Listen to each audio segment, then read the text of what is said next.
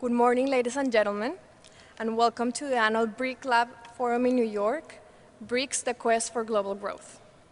My name is Alejandra Mejia. I'm the Account Director for Latin America at the Financial Times, and it's my pleasure to be here with you today introducing a very impressive lineup of speakers and special guests. The program this morning will start with welcoming remarks from BRIC Lab co-directors Christian de Seglis and Marcos Trojo, and Marcelo Lira, Vice President of BRICs. Then we will hear from our first keynote speaker, Stephen King, Chief Economist at HSBC, followed by our first panel discussion on BRICs as players in the global economic recovery. Around 10:50 a.m., we will have a 10-minute coffee break, and we'll soon restart with a second panel in the program titled The Road Ahead for Business in BRIC. After the panel, Professor Jans Weiner will present his special address on the role of governance in the global economic recovery. The program will conclude with the closing remarks by Dean Robert Lieberman. Now, I want to turn the podium to Christian de Seglis, co-director of BRIC Lab and Adjunct Associate Professor of International and Public Affairs. Thank you. Thank you very much. Thank you, Alexandra. I want to, first of all, thank you for coming. We had more than 400 registered guests today, and I know that snow in New York is always an issue. It feels a little bit more than Moscow, than Rio. So I think next time we do the BRIC Lab conference at this time of the year, we should choose a southern location rather than New York. I want to thank, well, not only the people that are coming to the conference, but also our sponsors. I want to thank BRICs for being a leading sponsor of the BRIC Lab conference today. I also want to thank HSBC Global Asset Management. Debbie Hazel, the CEO of HSBC Global Asset Management North America, is here today, so thank you very much. I also want to thank our sponsors, the Financial Times, and obviously Columbia University, as well as SIPA. This is almost today, actually, the 11th anniversary of the BRIC concept, which started in November 30th, to be precise, of 2001. And if we look at what BRIC have contributed to global growth since 2001, we're talking of 31% of contribution to global nominal growth coming from those four countries, from Brazil, Russia, India, and China. If we look at the decade before, from 1992 to 2002, the contribution to world growth of the BRIC countries was only 17%, so almost a doubling in the last 10 years, looking at the 10-year period before. And obviously, if we look now at the last 4 years, from 2008 to 2012, the contribution to nominal growth, to global growth from the BRIC countries has been 55%. And the crisis years of 2009, 2010, virtually all global growth was coming from the BRICs. Just looking at consumption growth, for instance, final household expenditure, coming from the BRIC countries, it's been 81% between 2009 and 2010, those 2 years. 81% of global consumption was coming from the BRICs. So, and if we now look forward, it's likely that this trend, this shift towards emerging markets and the BRIC countries is likely to continue. Europe, Japan are facing very, very significant headwinds coming from poor demographics, coming from deleveraging, coming also from very weak internal demand dynamics, and therefore the question of BRIC growth is likely to be extremely of utmost importance, not only for the emerging markets, which are more and more dependent on BRIC growth, but also for the developed world and also for the export sector of the developed world, which is more and more competing for the heart of the BRIC consumer. But in the medium term, the prospects of growth in the BRICS are also somewhat challenging. I mean, West is facing its issues, the US is facing its issues also because of deleveraging and poor internal demand dynamics. But the BRIC countries are also going through a very significant change. Brazil and Russia have gone through boom years in the second half of the 2000s, largely linked to very high commodity prices, in part because of the thirst of commodities coming from China, and also from significant credit expansion. But this growth model is showing now some strains, it's showing some cracks, and we're seeing that in Brazil, and we're seeing that also to a certain extent in Russia. India is also facing some challenges. India has a slowdown in the context of twin deficits, credit account in deficit, current account in deficit, as well as budget deficit. And therefore, India is now forced to push for structural reforms in order to be able to boost its economy again.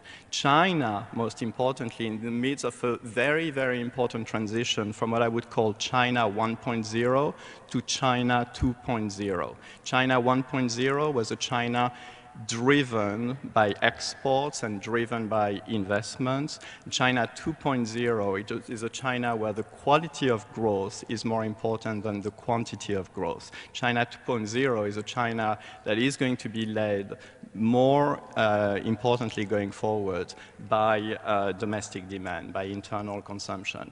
And the consequences of this shift from China 1.0 to China 2.0 are likely to be of momentous importance to many countries, especially to the commodity exporters that are Russia and Brazil. So this is likely to force countries like Brazil, Russia, to a certain extent, all the other commodity exporters of emerging markets to invest more in education, invest more in infrastructure, invest more in innovation if the policymakers of those countries want to avoid falling into the middle income trap that many countries have been falling into. In the West, there are changes also in the developed world.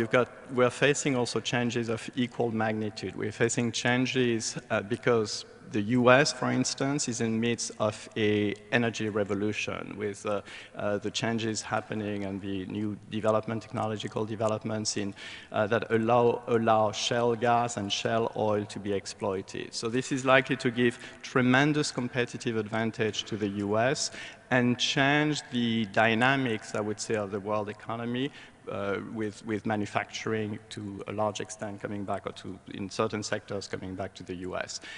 We could see also in the coming months a free trade agreement between Europe and the EU, which also could change the dynamics of trade. So many challenges, many growth dynamics which are being affected now by developments in emerging markets, as well as developments in the developed markets. And then you have the issue of climate change. Mayor Bloomberg said it very eloquently. He said the risk that climate change could lead to extreme weather events is so important that all policymakers should be worried about the quality of growth and the sustainability of growth that we are pursuing. And because the emerging markets and the BRICs in particular are becoming so important in this debate, the policymakers of the BRICs, I think, have a leading role to play and possibly a historic opportunity for them to discuss and to define the type of growth and the type of world they want to live in and we want to live in. So today, with the first panel and the second panel, we will be discussing these issues. Hopefully, we'll be creating a framework that will bring some elements of responses to those questions. But before that, we are going to hear from Stephen King, the chief economist of HSBC, on the global outlook. So thank you very much, Stephen, for coming today.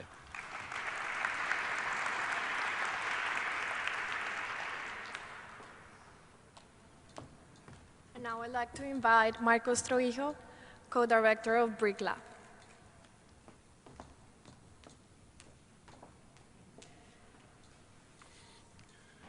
Very good morning.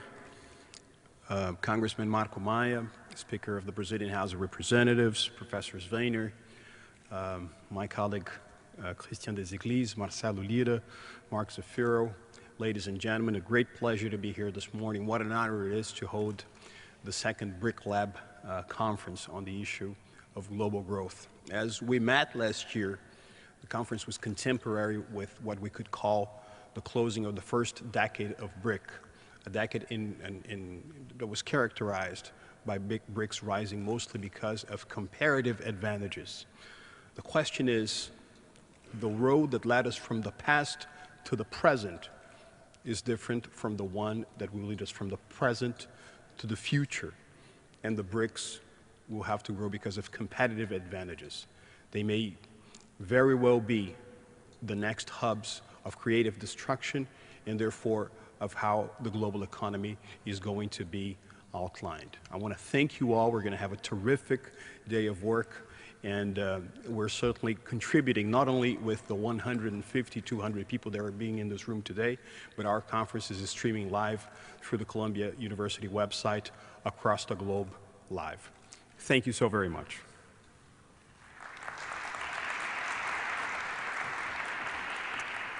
And now we will hear from Marcelo Lira, Vice President of Braskem.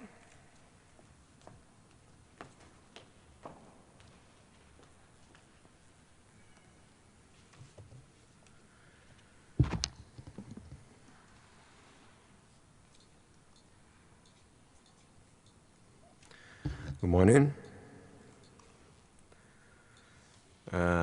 Dear Professor Christian Desiglis, Professor Marcos Trojo, Director of BRIC Labs at Columbia University, on whose behalf I salute all members of the academic community. A little bit in Portuguese, President Marcos Maia, it's a pleasure to have you here with us. It's a great honor to have you here. And Congressman Assemi Neto, congratulations for your recent victory as the new mayor in Salvador. I'm sure your work in Salvador will bring back Salvador's self-esteem as its high point, such as it's always been for the Baianos. Congratulations and good luck. Congressman Arnaldo Jardim, which is my companion, my partner in great struggles within the Brazilian Congress. Same thing with our friend Congressman Paulo Ferreira and the Congressman Araújo, Congressman Vanderlei Sirac, our dear Alessandro Teixeira, Executive Secretary for the Industry and Development and Trade Ministry, my friends, on whose behalf I salute all members of the business community. Ladies and gentlemen, for me, it's a great honor to represent my company, Braskem, Brazilian petrochemical company, at the opening session of this important conference on global growth and innovation, and the role BRIC countries will play in this crucial dynamics.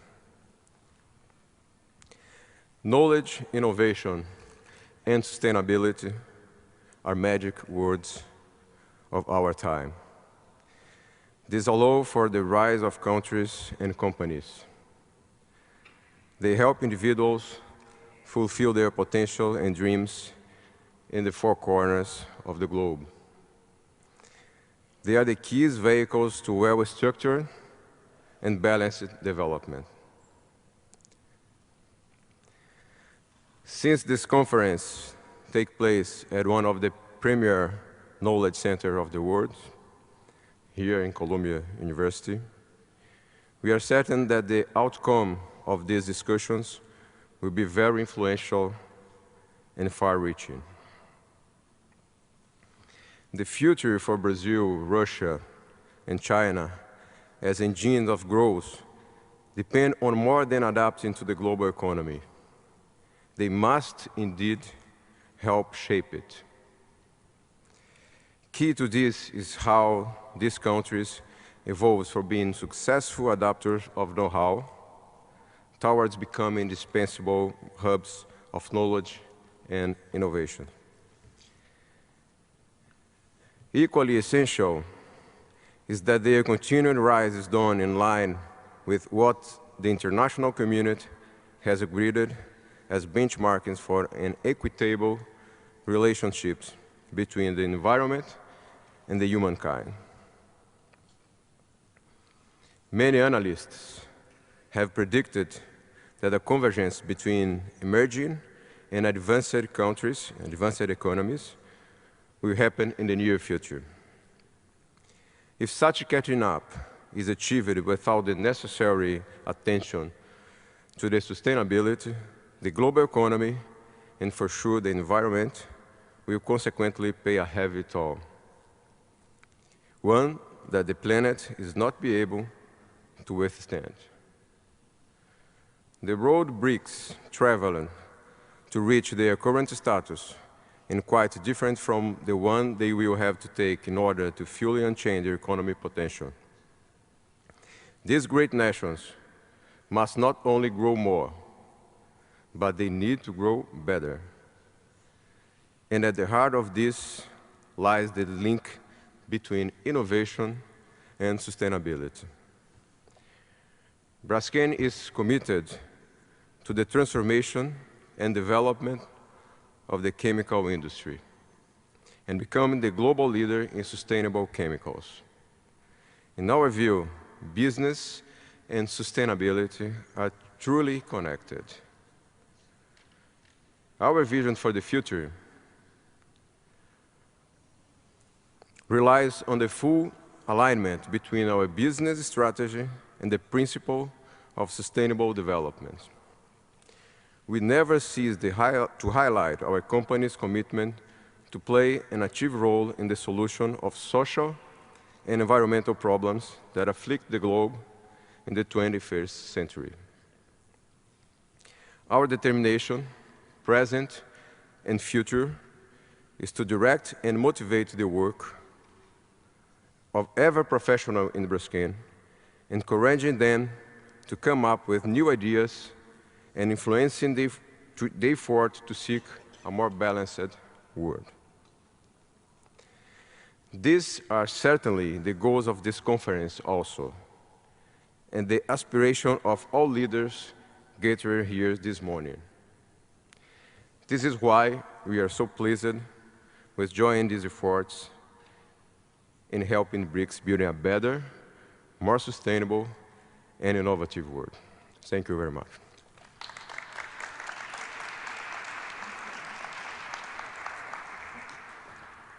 It's an honor to introduce Mr. Stephen King, HSBC's Group Chief Economist and the bank's Global Head of Economics and Asset Allocation Research.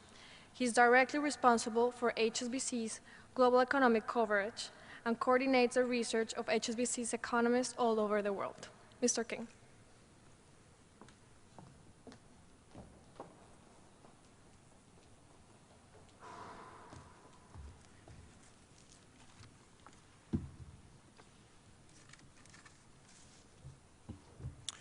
Well, thank you very much, and good morning, ladies and gentlemen. I wanted today to talk about both a cyclical story and also a structural story. The cyclical story focuses to a degree on some of the vulnerabilities of the emerging world.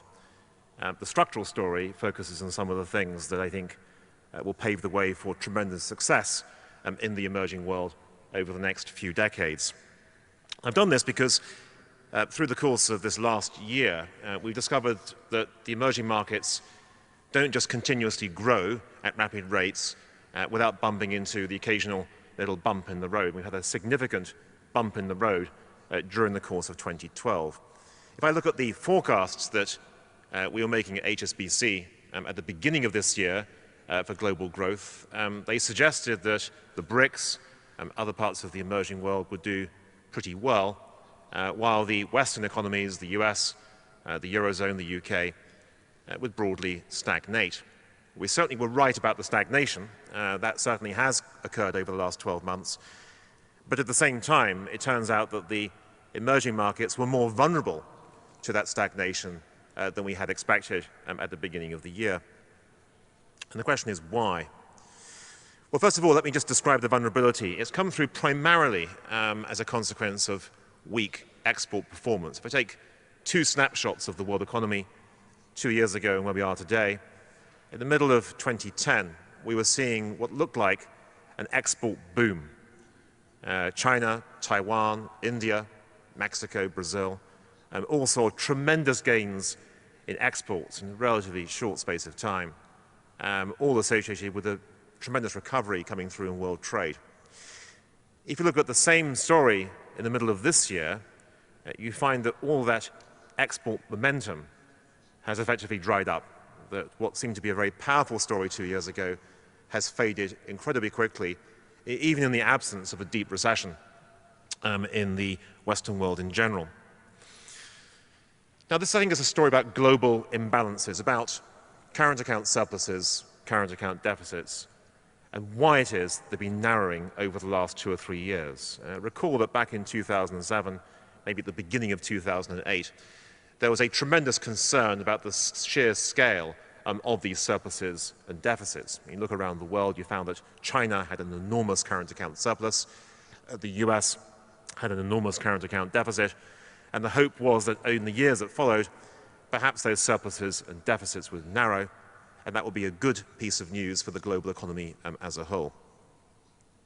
Well, they have narrowed, but perhaps not always for the right reasons. And I want to explain why this narrowing has taken place over the last few years. At the end of 2008, after the Lehman crisis, China launched the most amazing policy stimulus, huge increases in infrastructure spending, cuts in interest rates, reductions in reserve ratios, all these kinds of things designed to kickstart the domestic economy in China. And for a while it worked in spectacular fashion, in fact, because if you look at China's import growth in 2009 and in 2010, it was running at 30% a year. 30% a year, an extraordinary increase in such a short space of time. And the consequence of this very, very rapid import growth was that world trade turned around. Particularly helpful for the emerging world, because the emerging world benefited not just from a higher volume of world trade, but also benefited from the impact on commodity prices of all that extra demand coming through from China. So it seemed to be a kind of virtuous circle that was being created of strong Chinese demand spilling over into the emerging markets more generally. But then this process of rebalancing in China kind of began to go wrong.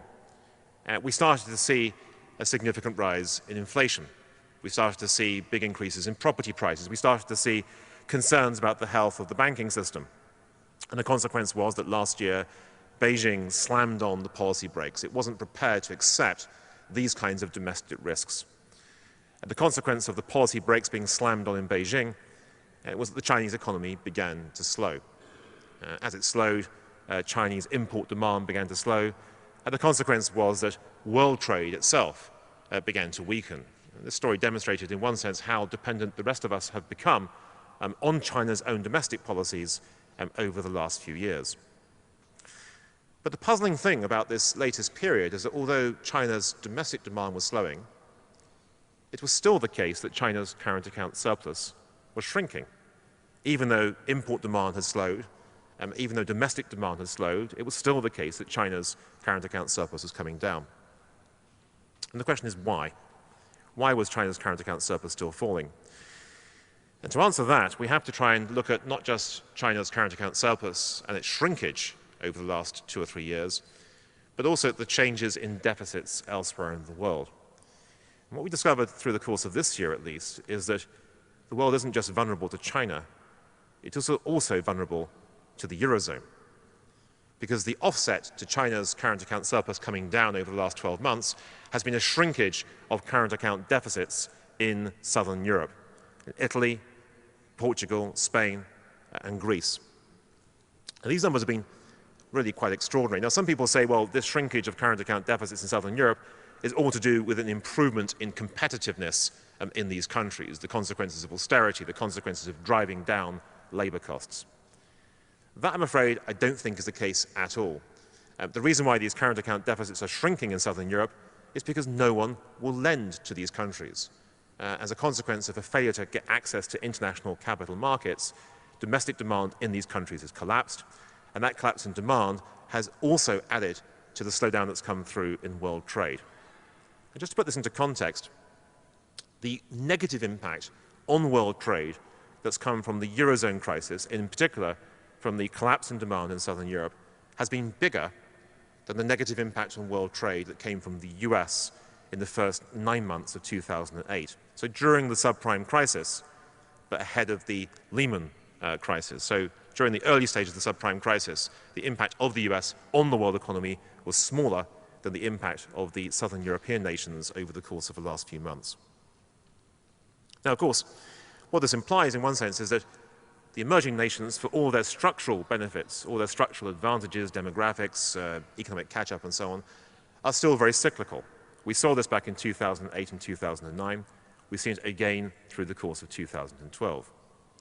And it raises an obvious and difficult challenge in one sense to the emerging world, which is that if they are so dependent on the Western world, and if the Western world itself is succumbing to continued stagnation associated with very high levels of debt and deleveraging and so on, how can we reasonably expect the emerging markets themselves to continue growing? Can they do so in the light of this constraint coming through from the Western world?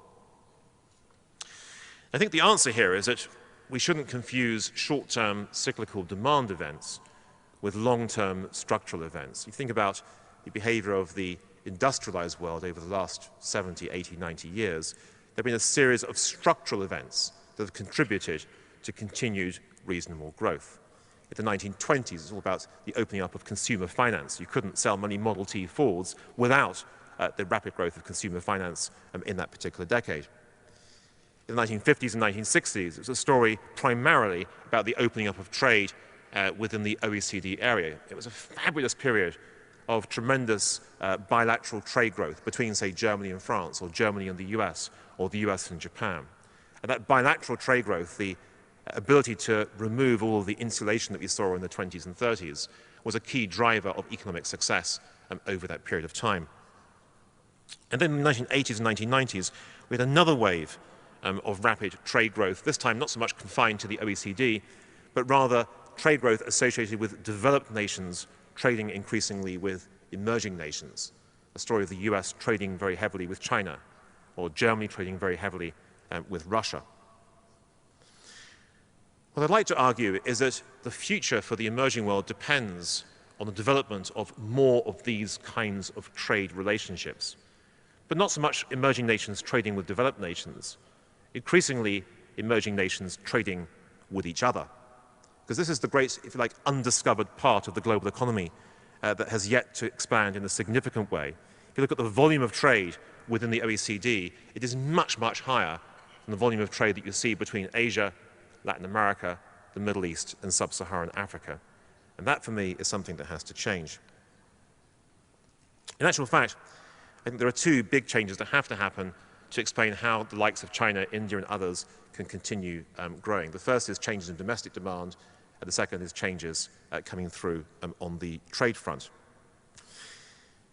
Now, on domestic demand, if you look at the story currently, domestic demand in China and India is still relatively low compared with the size of their domestic populations. If you look at a chart focusing on the export share within GDP of countries around the world, you'll find a pretty standard pattern. The larger is the population of the country, the lower is the export share in GDP, because companies can sell to a very large, buoyant domestic market. So the US, for example, has a relatively low export share in GDP, whereas, say, Singapore, at the opposite extreme, has an amazingly high share of exports in GDP. China and India are outliers. They have relatively high shares of exports in GDP, even though their size of domestic population is absolutely enormous. And the reason for this is partly an absence of consumer finance, an absence of consumer credit, and partly it's also an absence of social security. If you look at how the US and Europe changed in the 50s, 60s, and 70s, it was partly associated with the growth of consumer finance, partly associated with the growth of social security, and the consequence of these things was a significant decline in household savings ratios, which contributed to a significant rise in domestic demand. That possibility, I think, exists for parts of the emerging world, in particular for China in the years ahead. And then there's the issue of trade itself.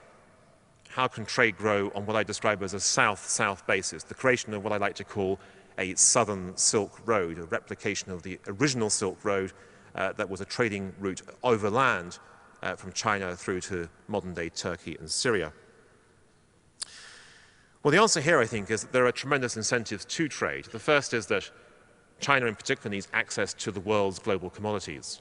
And those commodities can be most easily found in Latin America, in sub-Saharan Africa, and parts of the Middle East.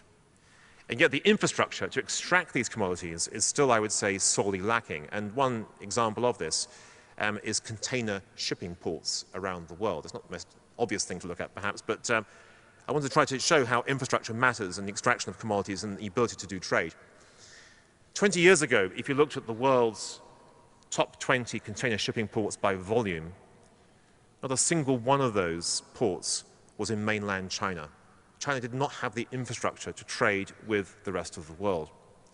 Today, if you look at the world's top 10 container shipping ports, 5 out of the world's top 10 are in mainland China.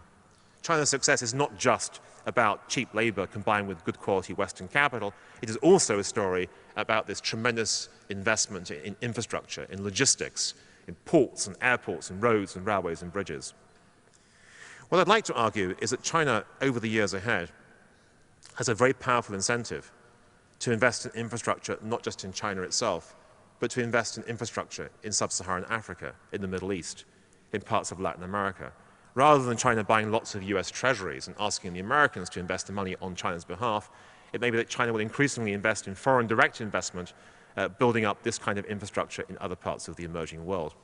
And as that infrastructure comes on stream, the opportunity for emerging nations to trade with each other will become much greater in the years ahead than we've seen over the course of the last few years. Also worth noting that in the emerging world, particularly in China and India, there's a huge and growing domestic market for consumers, but different kinds of consumers to the ones we see in the West. Consumers who are buying a car for the first time, consumers who are buying an air conditioning unit or a television for the first time. And this kind of market exists not just in China and India, where the companies are developing to export, but also to other parts of the emerging world. And these are areas where I think there's a tremendous opportunity for growth, not for high-end consumer products, but relatively low-end consumer products. The Chinese, the Indians have specialized in things already. It'll spread to other parts of the world. So for me, despite the difficulties in the Western world, there are tremendous opportunities for growth in China, in India, in Latin America, in sub-Saharan Africa, and in the Middle East. Which raises an obvious question: what might go wrong with this story? What are the risks out there for the years ahead? There are some obvious risks. The first one is perhaps the biggest single risk. How does the US cope with a gradually growing China, a China that becomes increasingly dominant in parts of the world where it hasn't really invested heavily in the past? What is the relationship between Latin America and China vis-a-vis the relationship between Latin America and the US? It's a big political question, a geopolitical question for the years ahead. Second big question is, can emerging markets exploit the trade opportunities that currently exist? In the work that we've done, we think that the possibility of growth in trade between China and India, the potential there is absolutely enormous. But these are two major superpowers who don't always get on with each other. And the consequence of that political difficulty is that perhaps the trade opportunities that exist are not being taken particularly quickly. That's something that could change importantly in the years ahead. And thirdly, when we think about territorial disputes, we think that in Europe we may have resolved those disputes. We think that in the US and North America we may have resolved those disputes. But those territorial disputes exist very heavily in other parts of the world, particularly in parts of Asia, where the recent experience between China and Japan just goes to show that even when the economic opportunities are there, they're not always taken as a consequence of political rivalry. So my message today really is this. There is a significant problem cyclically in the world. It's a problem that clearly has hit the emerging markets pretty heavily through the course of this year. And it's partly associated with the vulnerabilities of all emerging nations to what's happening not just in the US, but to what's happening in Europe. But that cyclical weakness is in one sense a fact of life. We saw it in 2008, 2009. It's something emerging markets can cope with. They can bounce back from adversity. There are structural opportunities associated with the construction of the Southern Silk Road, the opening up of trade and capital flows across the emerging world, where the volumes today are still relatively low, which could grow enormously in the years ahead. But there are also significant political challenges associated with the rivalry between the US and China in the years ahead, and also political challenges associated with the territorial and political disputes that exist within the emerging markets today. So on that note, I'd like to thank you very much for your attention. Thank you very much indeed.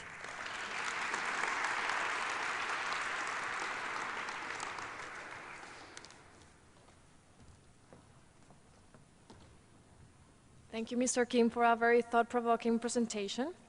Now I would like to invite our first panel to take their seats on the stage.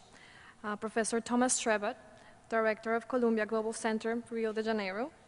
Marcos Maia, Speaker of the Brazilian House of Representatives. Jonathan Whitley, Deputy Emerging Markets Editor at the Financial Times. Arvind Paranagarija, Jadish Bhagwati Professor of Indian Political Economy at the Columbia University School of International and Public Affairs. And Timothy Fry, Marshall Schulman Professor of Post-Soviet Foreign Policy and Director of the Harriman Institute at Columbia University. Professor Trebat will moderate a conversation on BRIC countries as players in global economic recovery.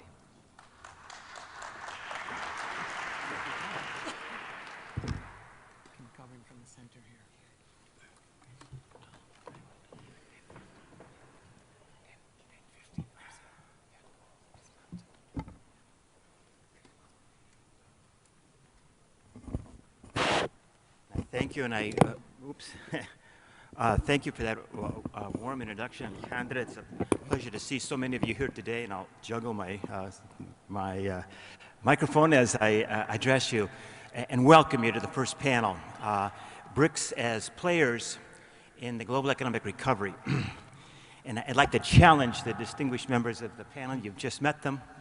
I won't go into any details of their wonderful biographies other than it's a great pleasure to be on the same platform with them. Is it BRICs, is it the rise of the rest? As much of the rhetoric of recent years would have us to believe, a truly transformative period in our lives and the lives of many of the students in the room, an equalizing force in human affairs as the growth of the southern nations really becomes a major force in the global economy, and there's no more G8 or G3 or G1, but very much of a much more balanced global economy, sort of a very optimistic scenario. So is it the rise of the rest, or is it, as of course you knew this was going to come, the demise of the rest, which is way current waves of pessimism and in the global economy would have it, that in fact what has transpired in the last 20 to 25 years, yes, growth rates did improve, income distributions improved, exports grew, capital flowed from capital surplus countries to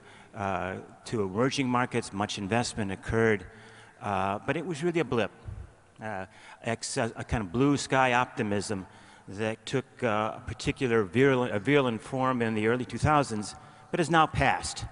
And in fact, when the dust settles, when we come out of the current global economic scenario of very weak growth, nothing much ultimately will have changed. Ultimately, it will be the G8 or the G3 or the G1 that will drive global economic developments. And while there will be important players in the emerging world, they might not be the BRICs that we have celebrated and that we discussed with you this morning.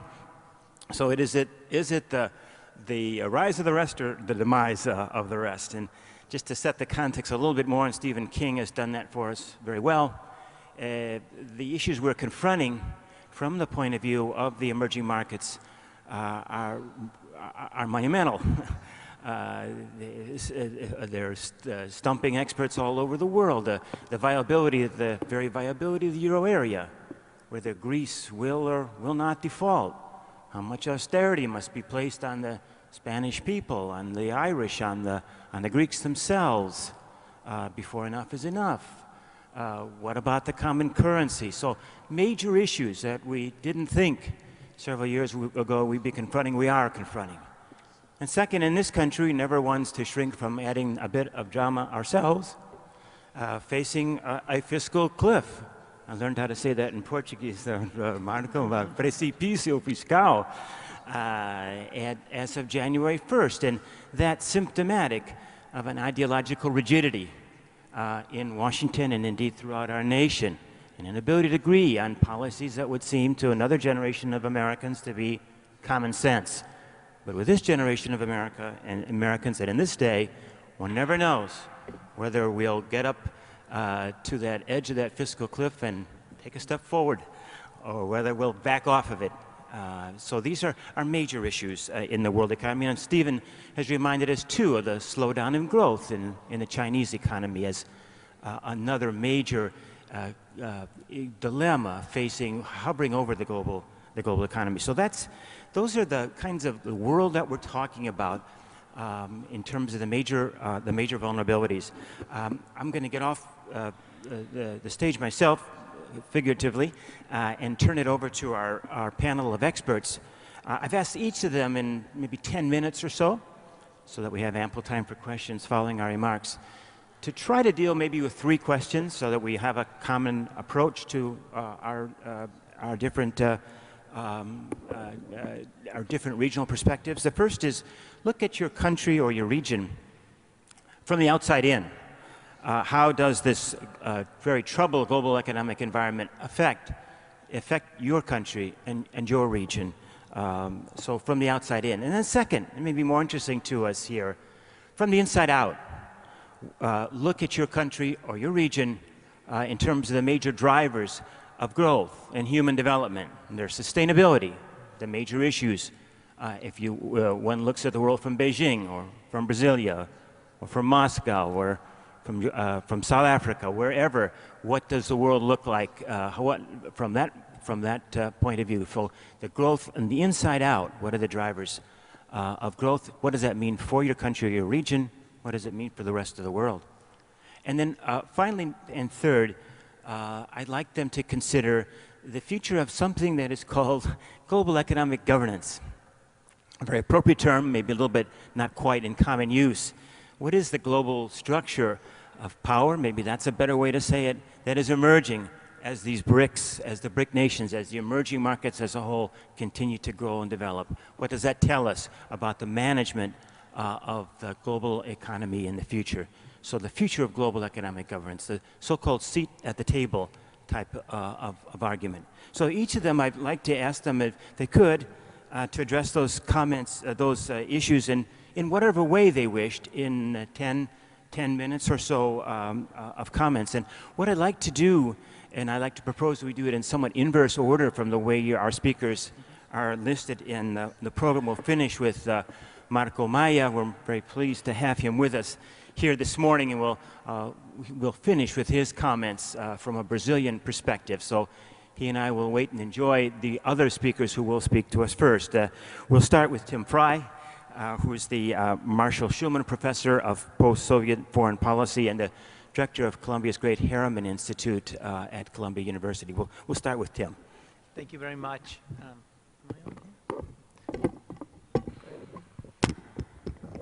Thank you very much. I want to thank everyone for coming, thank the sponsors, and thank all the panelists. I've been asked to talk a little bit about growth in Russia and Russia's role in the global economy.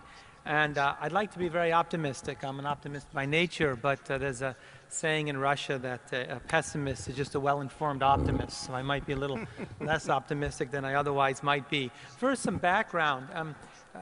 Russia's economy from 1998 to about 2008 basically doubled. Growth rates averaged about 7% a year. So the growth is really phenomenal, and Russians have never been richer than they've been in the past. In 2009, of course, Russia's economy tanked. It fell by about 8%, the largest drop among major economies in the world. Since then, growth has been at about 3 or 4%, and many people expect it to continue at about this rate. This is not bad. It looks enviable from many parts of the world. But if we think a little bit more broadly, Russia has basically zero sovereign debt, a balanced budget, the largest internet market in Europe with 60 million regular users. It has one of the largest reserve funds in the world. Purchasing GDP per capita, purchasing power parity of about 2010 US dollars is around $16,500, so it's relatively wealthy, particularly relative to the rest of the BRICs.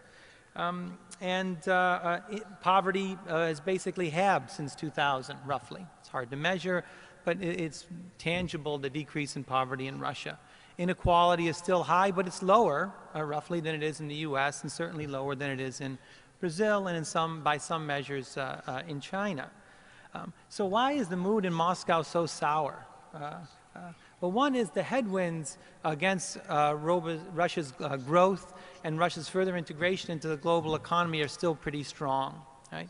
Even with energy prices as high as they are, so we can start from an optimistic scenario rather than an equally plausible pessimistic scenario about a drop in global energy prices. Even with high energy prices, many in Russia are concerned about slowdown in economic growth. Moreover, last year and this year, there's been an outflow of capital from Russia of about 4.5% of GDP. Now, some of this is Russian companies buying assets abroad, but a lot of it is Russian money going to the US and Europe, where growth is slower, politics are more unstable, and deficits are higher. So this is somewhat puzzling. Well, part of the explanation, a large part of the explanation, lies internally within Russia with its notoriously bad investment climate. Business people in Russia face threats of expropriation on a regular basis. If we look, for example, at the number of crimes charged against economic agents in Russia over the last decade, they've increased at a dramatic rate, even as other forms of crimes, such as murders, have fallen quite a bit. Moreover, many of these crimes, quote unquote, never make it to court, and many people believe that these are really crude attempts at extortion by state officials to expropriate some wealth from local business people. Many people are also concerned about the growing expansion of the state in the economy, and this is particularly true in the energy sector, which of course is the great milk cow for the Russian economy, providing about 40% of government revenue. In the 2000s and in the late 1990s, private Russian energy companies far outperformed state-owned energy companies. And indeed, Gazprom, the state-owned gas giant, is hardly known for its efficiency and transparency. And in the last year, has lost its crown as Russia's lost its crown as the largest natural gas producer in the U.S., in large part due to its failure to adapt to the shale gas revolution. And Gazprom's inefficiencies have really been a drag on the Russian economy. However, we find that Russia in the last year has devoted a lot of efforts to creating a similar national champion in the oil sector, which seems to be very counter to what many people would like to see. Further, there are challenges in the energy sector that lie beyond the control of the government. For example, much of Russia's energy and much of its oil over the last 20 years has come from Western Siberia. But these fields are declining rapidly. And now Russia must make the move to developing energy assets in places such as Eastern Siberia and the Arctic. Now, I know that Siberia evokes the image of a place that's remote, very cold, and very unpleasant. Well, I can guarantee you that Eastern Siberia is even more remote, more cold, and more unpleasant than Western Siberia. So the costs of getting at this energy are going to be a lot higher than they've been in the past. Politics have also intervened in Russia. In Mr. Putin's return to power as president, in March 2012, his political strategy was to rely primarily on the older, more rural segments of the economy, to rely heavily on those sectors of the economy that are most dependent on the state, including government budget workers. And he has lost considerable support among the urban, well-educated middle class. Now, of course, revolution is not on the table in Russia, but Russia is polarized quite a bit right now, and there's a lot of uncertainty about Russia's future economic course. And in a sense, Mr. Putin is swimming upstream in that Russia is far too well educated, it's far too urban, and it's far too wealthy to be as corrupt and undemocratic as it is. So there's a certain tension between Mr. Putin's political strategy of relying on the more dependent sectors of the economy and the need to modernize and liberalize the economy, if only because if he chooses the latter course, this is likely to strengthen his political opponent. So there's a big political problem in Russia, as well as an economic problem, and as well as a geological problem. Now, if we think about Russia's role in the global economy, for the foreseeable future, Russia will primarily be an energy provider. Should the investment climate improve in Russia, it could provide a lot of opportunities for foreign direct investment, thanks to its large internal market, its voracious consumer demand, and its rising income. But energy is the main way that Russia will interact with the outside world for the foreseeable future. One of President Medvedev's economic advisors says that Russia's main exports are oil, girls, and future Nobel Prize laureates. So Russia's future, in large part, will depend on the return of global growth. Exports of gas to Europe and oil to Asia will go a long way to determining Russia's rate of growth and the role it will play in the global economy. But here Russia is likely to be the caboose rather than the locomotive, since the global economy will largely depend on what happens in Europe and Asia. Moreover, for Russia to play a larger role in global economic governments, I think we will have to see changes in politics in Russia in a way that would make them a more attractive partner for most of the OECD countries. Thank you very much, and I look forward to an interesting discussion. Thank you very much, Tim. Thank you very much for getting us such a strong start, Tim. Some of the comments reflecting back upon it that you raised for us to maybe think about comparatively would be the issue of energy. Russia as an energy supplier, Brazil in some sense too, India as an energy consumer and importer. They raise issues of corruption, believed to be endemic, and each country I think that we'll talk about, Tim, believed to be the worst in the world. That's right. So it might be, that's certainly an area to think about comparatively. And finally, more the longer term issues that you bring at the end of your or throughout your remarks, but maybe especially at the end, which is the role of education and innovation and the role that plays in the future emergence of the BRICS, and why one on that ground may be somewhat more optimistic about Russia than perhaps reading the headlines one might be otherwise inclined to be.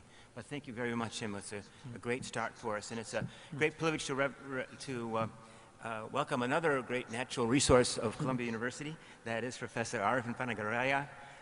Arvind is a professor, the Jagdish Bhagwati Professor of Indian Political Economy, International Affairs, Public Affairs, and Economics at Columbia University, is one of the world's leading authorities on India. It's a privilege for those of us to have him here on a day-to-day basis, and for us to listen to him this morning as he adds a perspective from India on our discussion. Welcome, Arvind. Thank you, Tom. Really miss you as my next-door neighbor. Tim actually, till recently, had an office right next to mine, or I got to move to an office right next to his, but he has now gone to better weather and more scenic offices. Thank you very much. Thanks for the generous introduction. I'm very upbeat on India. I'm an optimist. And I'm not going to qualify like Tim, where he started, saying I'm an optimist, but.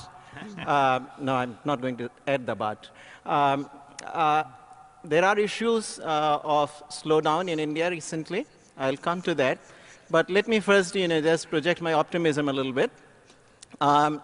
India has grown in the last 9 fiscal years, which ended March 2012, 8.1%. Of that, the last year was slower.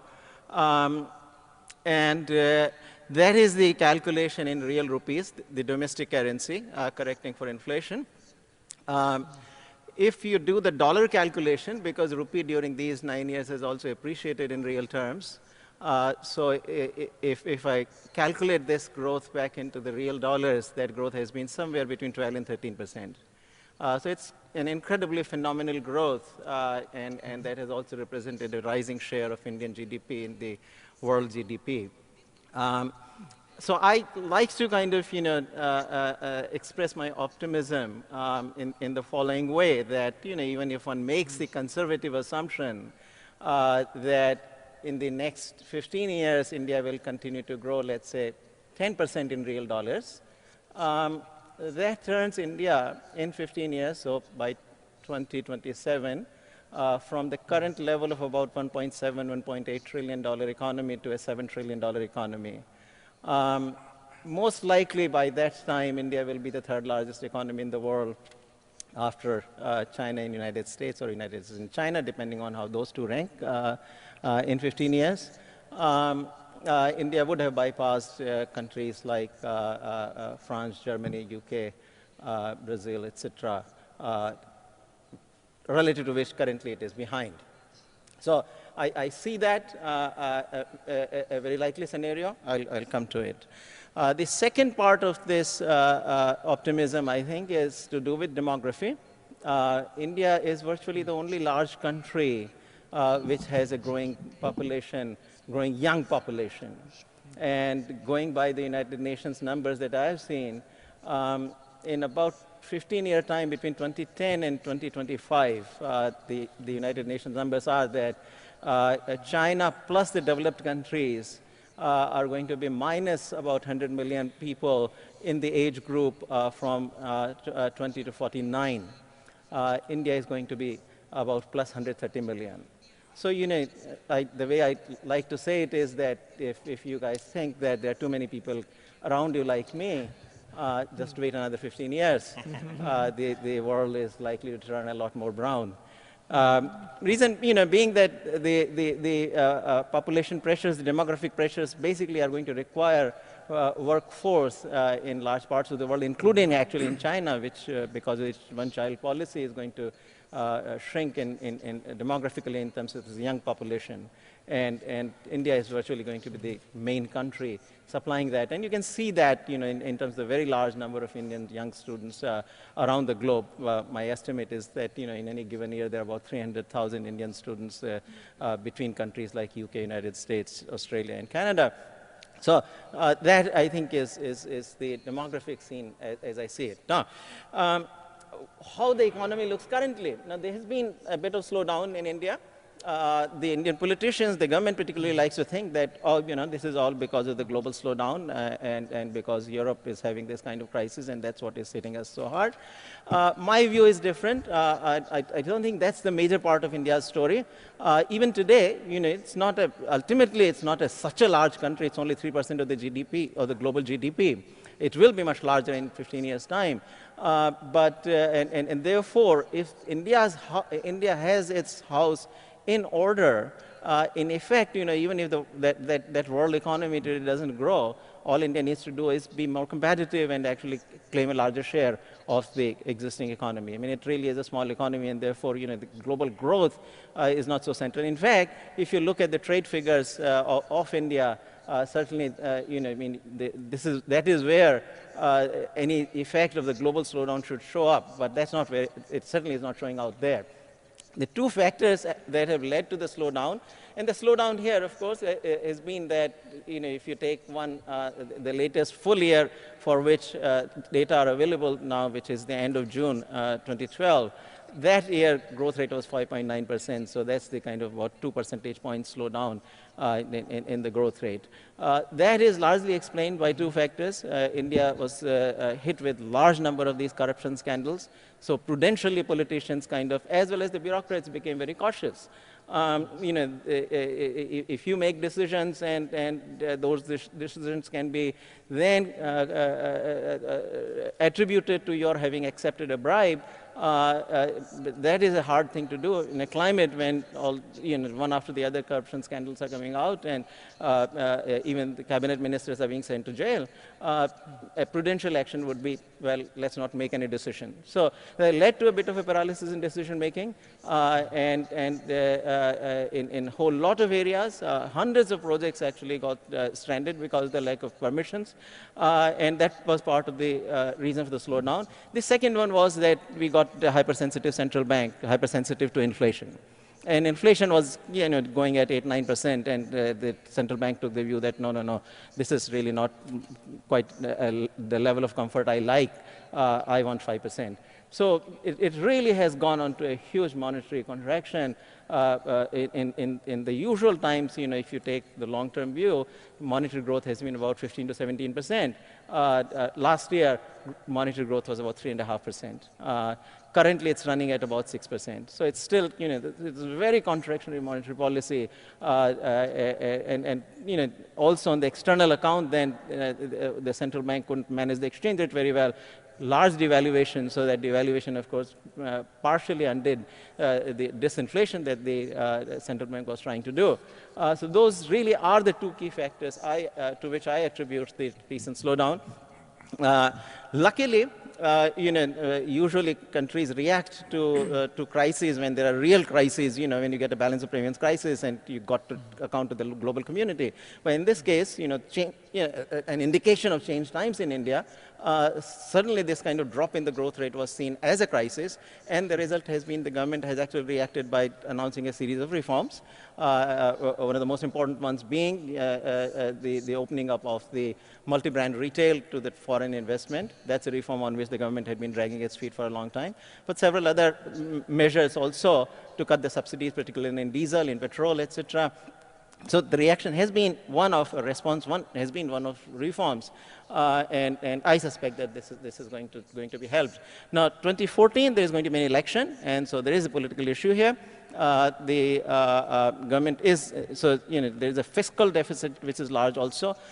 Whether the government is going to be able to contain that in a time when the elections are right around the corner is an issue, and that's something that I worry about. But going forward, I think I'll just mention, since my 10 minutes are getting over, that India really in the last 20 years has done a terrific job of product market reforms, particularly in the industrial product goods and in services. Agriculture still remains highly protected, and a lot of the reforms that relate to agricultural productivity are yet to be introduced as well. But largely, product market reforms as they relate to industry and services have been substantially done.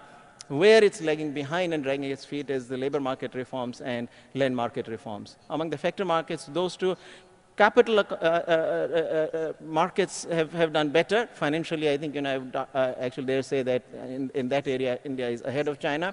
But land and labor markets are the major drags, and that is the reason, in my view, why manufacturing in India is still doing rather poorly, which generally kind of propels the growth in the countries that are labor abundant and that start at a low level of development. One last point, since Tom actually said we should say something about the governance. There, I think the evolution is slower. In particular, I have in mind the International Monetary Fund. The Europeans, a lot of the very small countries have still dragged their feet on agreeing to changes in the shares, in the quota shares in the institution. Small countries like Belgium and Netherlands together have more shares than India, and currently perhaps even than China. It just makes no sense whatsoever. That reform has to happen. Some of the changes are about to happen. They've been agreed to actually since 2010, but that is not far enough. I think that's where things are going to change. That is also energizing actually to some degree the BRIC countries, because there have been talks among the BRIC countries also to start a separate alternative fund or alternative bank or what have you. I don't think at this point is the realistic talk, but that's the sort of thing that will happen unless the governance really does change in a serious way at the International Monetary Fund. My favorite area, international trade, I think World Trade Organization certainly has a better governance. It's a one country, one vote. And as the country's trade shares evolve, the actual effective power will start shifting around as it has already. But that the key factor there that needs to be handled is the Doha round. Even if it cannot be concluded in the way it was thought at one time that will be concluded, I think a minimal kind of agreement is essential. Any decision actually to completely gut the Doha round would weaken the institution very badly, and that's where I feel, even there's small areas of things like trade facilitation, fishery subsidies, etc., where agreement kind of remains quite feasible and within grasp. A small agreement ought to be signed and victory declared so that the work of the institution can proceed. And this is where I think larger countries on the emerging market side, like Brazil, India, China, etc., could play a major role. But of course, ultimately, the leadership will have to come from the United States, because the United States is not ultimately going to be led, at least today, by the emerging market economies. In the end, the US has to lead, which means President Obama, who has been really quite silent and quiet on the Doha round, unfortunately, but that's a bullet he has to perhaps bite during his second term. So I'll stop there. Thank you very much. Thank you very, very much, Arvind. I'm glad that we had those remarks from an Indian expert, but in particular, academically, an expert in international trade. Mm-hmm. Doha round might have been, Arvind, the subject of many of these low library conferences several years ago, and it literally, to talk about a fiscal cliff, I mean, this is really a policy cliff. The Doha round seems to have fallen over, but it remains immensely important. And so does the issue implicit in Professor Panagaraya's remarks this morning, to the extent to which the BRICS are more than a catchy acronym. They have met 4 or 5 times now in summit meetings, and they are usually downplayed to begin with and then panned at their conclusion. But are we at the beginning of a period of time where new forms of intermediation of governance are emerging haltingly and in small steps through the series of meetings and by bringing the BRIC nations together? So I think that's a very important issue you challenge us with. The demographic issue, thank you for raising that, and the sort of sense in which growth is going to come from the global south, if one looks mainly at demographic terms alone. And yet you also remind us that growth doesn't come easily. That there are reforms and homework that needs to be done, and not all countries taking up the agenda as vigorously or as efficiently as they should be. So for all of that and more to come, thank you very, very much, Arvind. We now turn to Jonathan Wheatley. And Jonathan, I've asked to play a wide-ranging role here today. We ask him particularly to focus, if you could, Jonathan, your role as Deputy Emerging Markets Editor of the Financial Times, really probably the best global coverage of emerging markets one can find in the media today. Jonathan, a key member of that team. Many of us know him from his coverage of Latin America for many years, but he now has a higher perch, so to speak, observing global emerging markets trends globally. Like to maybe fill in where you feel you need to on the rest of the world, but maybe talk to us a little bit too about your sense of what's happening in Asia. Jonathan, welcome. Thanks very much, and thank you, Marcus, for inviting me over today. Great privilege to be here and a great pleasure. As Tom said, my brief is to look at emerging markets as a whole, and the job that I do working on the Beyond BRICS blog on the Financial Times is to cover that whole universe. I was a Brazil correspondent. I don't have a country of my own to talk about now. But looking at the whole universe, as I do on a daily basis, it's obvious, minute by minute, hour by hour, that to talk about the emerging markets as one homogeneous group makes no sense at all. This is an immensely diverse variety of countries with an immensely diverse variety of policies being implemented to an immensely diverse variety of success or failure. And the group itself, we don't really have a definition for it. We follow the MSCI index. If you're in it, you're in, and if you're off it, you're not. But I had a very interesting chat the other day with a fund manager who came in to see us. Asked him where he was putting his money these days, and he said 60% of it was in cash, and the stuff that was active, some of it was in Latin America, and a bunch of the rest was in Greece. And I said, well, that's not an emerging market. And he said, well, as far as I'm concerned, it is. You've got classic emerging market situation there where if one thing happens, the bonds will go that way, and if another thing happens, they'll go the other. And we just take our punt, and we have some people on the ground telling us which way the tea leaves are falling, and at the right moment we either get in more or get out quickly. And it's classic emerging market investing strategy. At the other end, or maybe at another end of the EM spectrum, you have countries like Qatar, which have per capita GDP twice that of the United States. And there the definition of emerging market is not a poor country getting richer, which is what we tend to think of. It's a country with institutional problems, demographic problems and other problems that make it a place where you can't necessarily be sure what's going to happen next. So it's a hugely diverse universe. We have countries implementing policies that seem more to come from developed markets than emerging markets. The Czech government at the moment is in trouble because it's being more rigorous in its austerity than the UK government. There are policies across the emerging markets world where if they were applied in different economies, they would be developed markets. And in other countries, you have policies that are just being made up as things happen. You have emerging countries that are like Argentina, for example, that is now regarded as a frontier economy. Not that long ago, it was regarded as a developed economy. So it is not necessarily a uniform, certainly not a uniform, and not necessarily an upward progression. And with that in mind, the one question I want to raise really is about the homogeneity of the BRICs and whether they should be seen as a group, and if so, what kind of role they're going to play in the development of the global economy. We, on our desk at the Financial Times, are naturally skeptical about everything, and especially skeptical about a convenient acronym that happens to make a word made up of 4 or maybe 5 countries that don't seem to have a great deal in common policy-wise or in terms of their economies, except that they're big, and certainly until recently they seem to be growing. Brazil, not necessarily now growing, certainly has disappointed the last couple of years.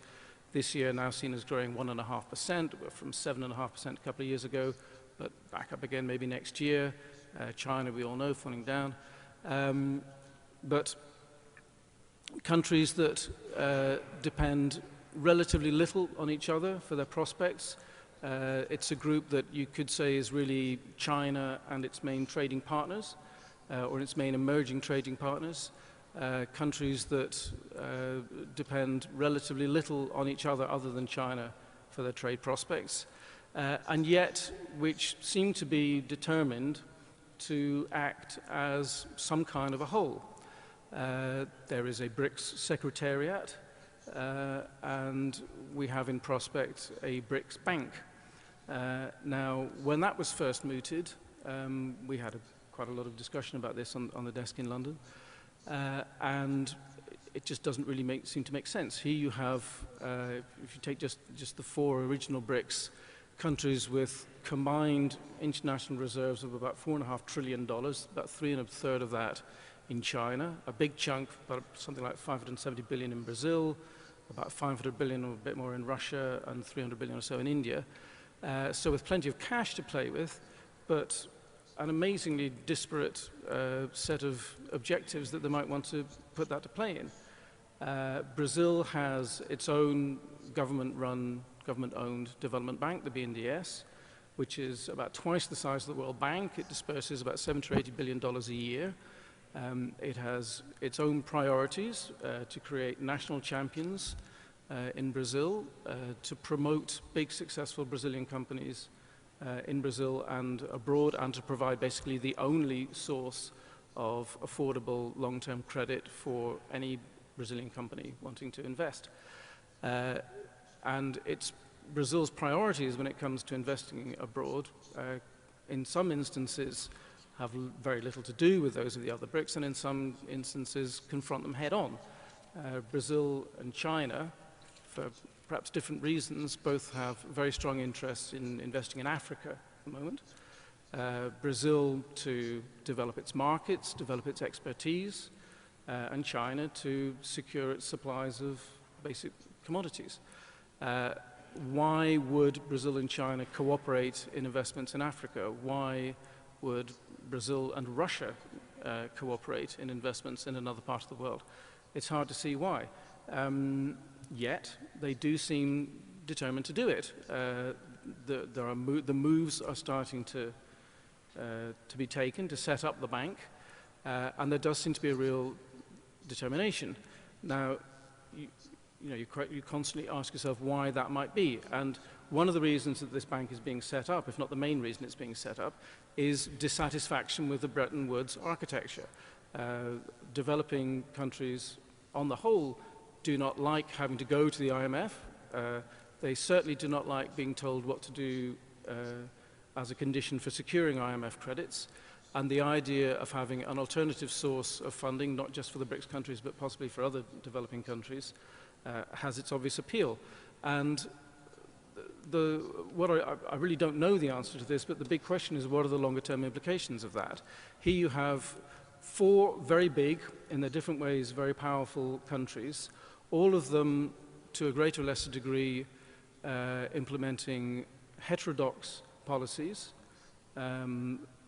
some with a more orthodox slant, some with recognizing to a greater degree the importance and the efficacy of orthodox economic policies, but all doing it a little bit their way. Brazil certainly was a bit of a poster child for the efficacy of orthodox policies in emerging markets during the 90s and the past decade. It is now, to some extent, moving somewhat away from that. Investors worry about the increasing role of the state, the view that industrial policy is something that's appropriate for a country of the size of Brazil, and not the abandonment of the orthodox foundations of Brazilian economic policy, but big moves to adjust it to some extent. And well, I won't go into the other countries, but certainly greater and lesser degrees of orthodoxy in play. So is this a group that is seeing its chance, that sees that there is a general dissatisfaction with the Bretton Woods architecture, that here is something that could form a cohesive bloc that would have some influence over the way policies are enacted in the rest of the developing world, and put its financial muscle to play, encouraging that kind of direction? That may sound like scaremongering, but I think a lot of people in power in those countries are enthusiastic about finding an alternative to IMF-style orthodoxy. And here is the chance for this to have some practical application and some real sway over the rest of the world.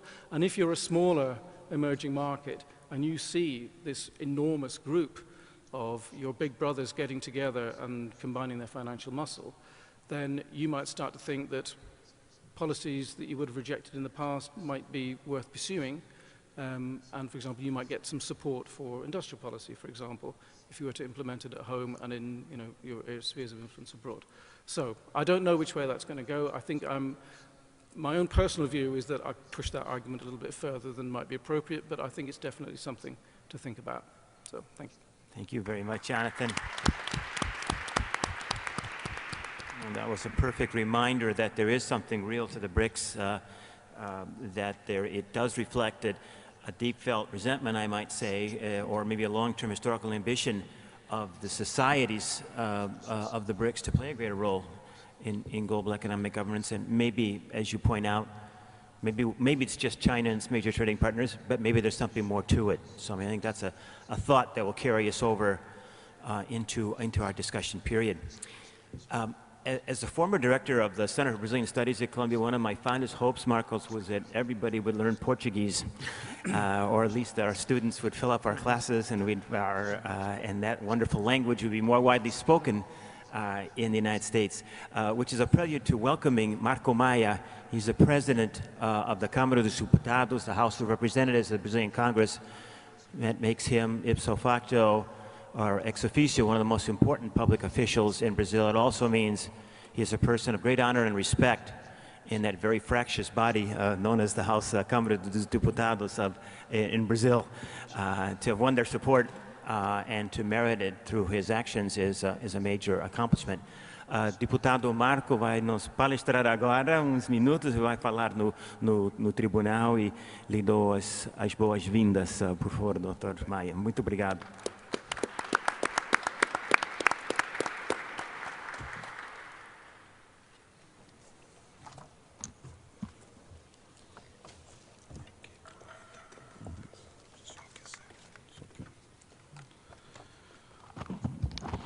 Bom dia a todos. Good morning, everybody.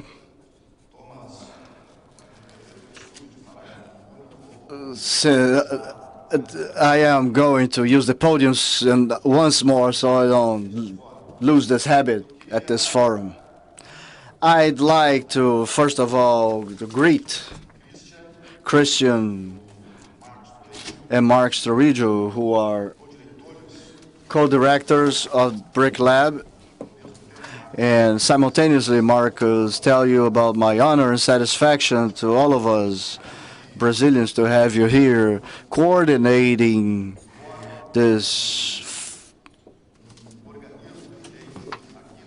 such a great body and a forum that within Columbia University has this responsibility of carry these international discussions, and among them the countries integrating the BRICs and these international issues. For us in Brazil, this is an enormous pride to have you here within this board. I'd like to greet also our first speakers, Jonathan Warm and Timothy Fry. It's an honor to be here with you, Jonathan Whitley, to be with you in this panel. I'd like to greet our Brazilian delegation too. First, Marcelo Lira and Claudio Mello representing Braskem. I would like to greet also our executive secretary and the Brazilian Energy Minister, Alessandro. It's a pleasure to be here with you. Also, Karen from Voltaire magazine, and greet all the journalists, the Brazilian journalists, as well as the American ones who are here.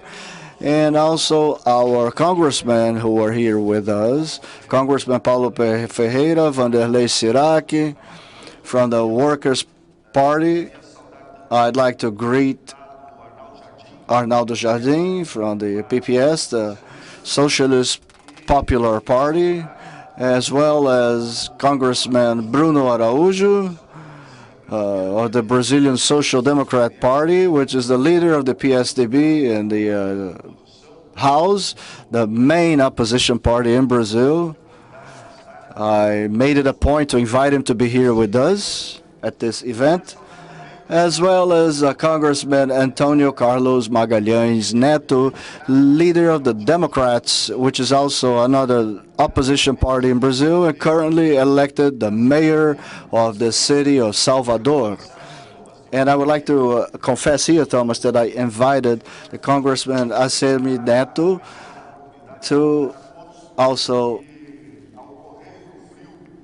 inviting everybody to run away from the cold in the New York or the northern cold. You can all meet in Salvador next year. It has beautiful beaches, and in February has one of the most beautiful carnivals or Mardi Gras in Brazil. So here's my standing invitation starting in February, all of you. He will leave your phone number here, his phone number here later for contact.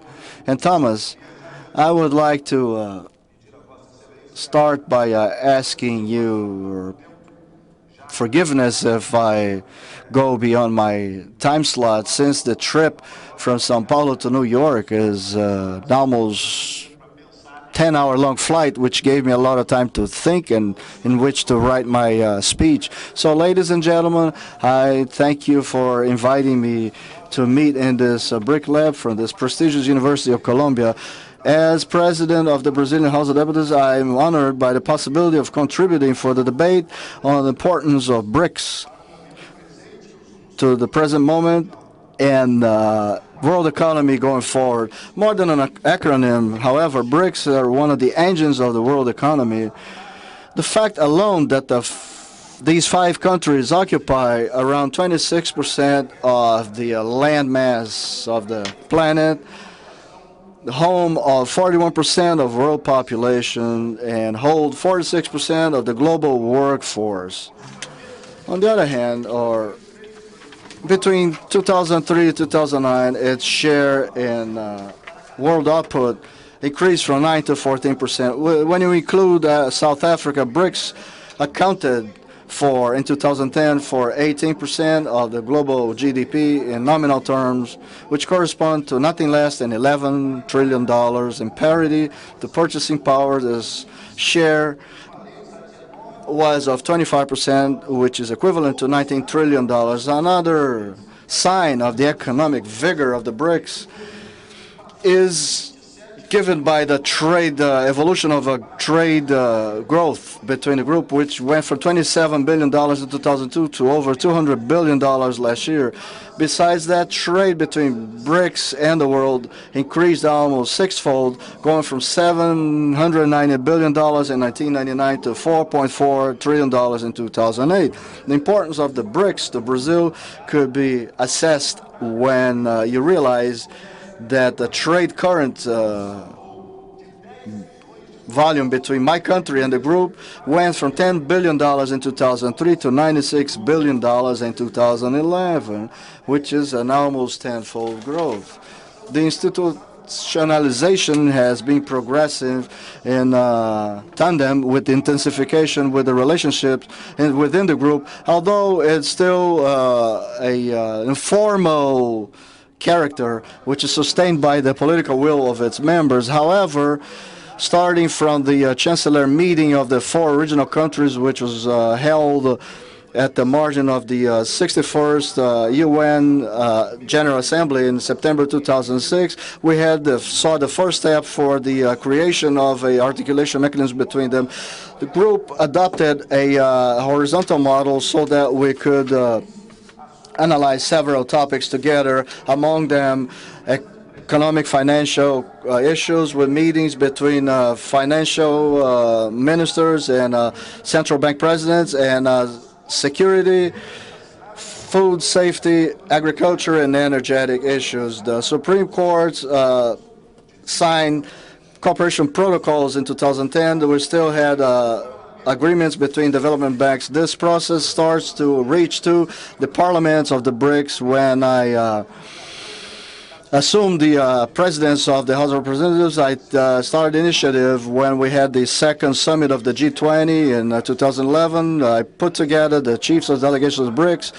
I had a proposal to celebrate with, among all the legislative chambers of the BRICS, a intention protocol with the goal of consolidating political and technical cooperation in the legislature ambit. We would like to do with this is to allow and promote the entering of specific agreements, the common interest themes, and coordinate initiatives of the diplomacy with the aim of deepening the rule of law and the role of Parliament in this process. We also want to exchange experiences and to modernize and improve the legislative instruments. We want to collaborate in interchange programs that promote the reciprocal knowledge of the legal frameworks and parliamentary practices. The proposal right now is being debated within the parliaments, and there is a big probability that will be approved at the 4th meeting of the 4th summit of G20 in South Africa on 2013. O Grupo BRICS abre para seus 5 integrantes espaço para o diálogo, para a identificação de convergências em diversos temas, além de ampliação de contatos e cooperação entre setores. The contacts in the cooperation-specific sectors. Sorry, the microphone was on.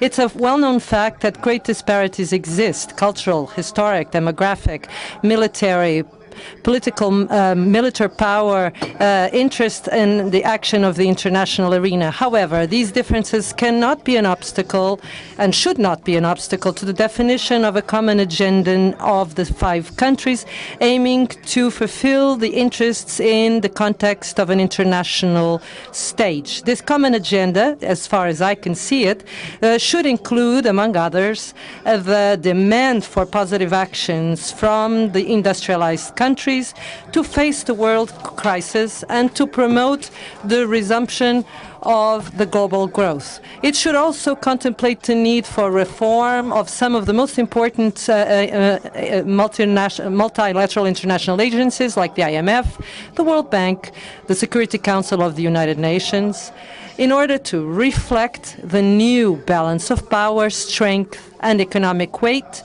of the nations at a global scale. Therefore, it is essential for Brazil, in the pursuit of a more competitive position in the global context, to reinforce its policies and actions that aim the promotion and strengthening and institutionalization of relations among the BRICs. In fact, to strengthen the group is an essential strategy of the foreign policy of Brazil, short, medium, and long-term, initiatives that have the support of all the political trends represented in the legislative power.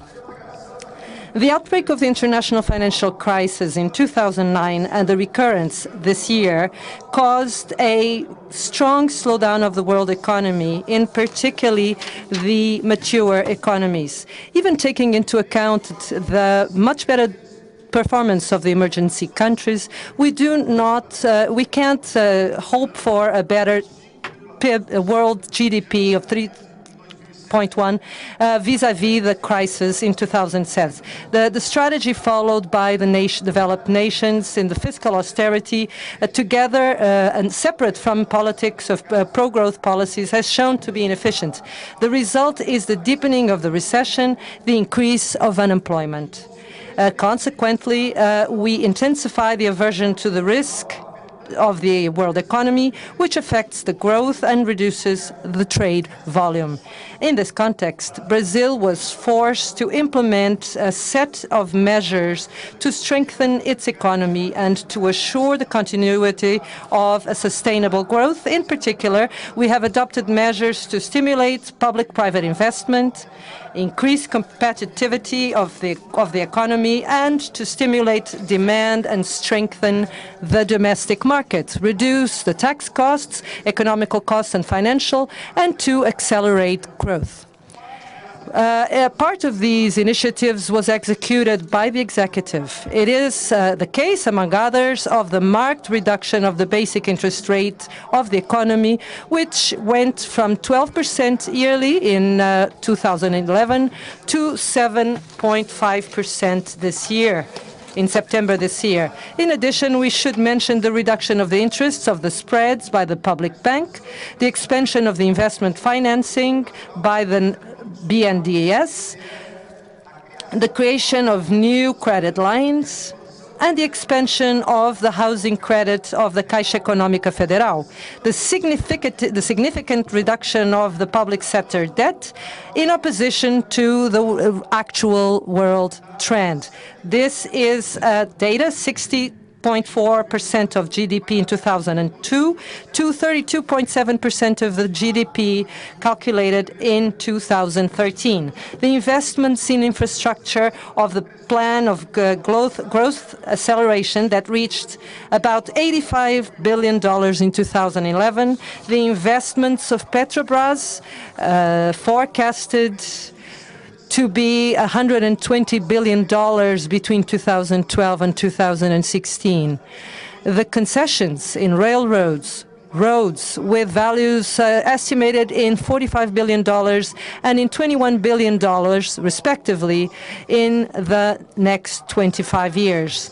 The more expressive fraction of the set of measures that aim at to strengthen the Brazilian economy is the actions by the National Congress, in particular the action by the House of Representatives.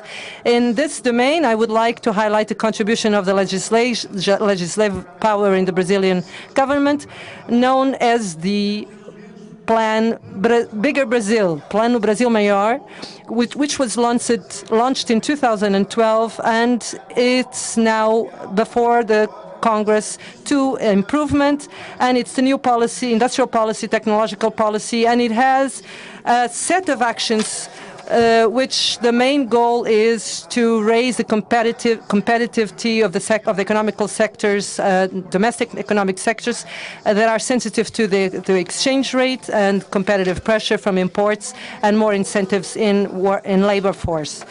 This includes the difference in the economic sectors, the exports, the regulation of the government purchase to favor the technological innovation in the areas of defense, health, technology, IT, and communication, and the creation of special sectorial regimes reducing taxes, especially for the automotive sector. In several other occasions in the last years, the House of Representatives participated effectively in the process of institutional modernization of the Brazilian economy.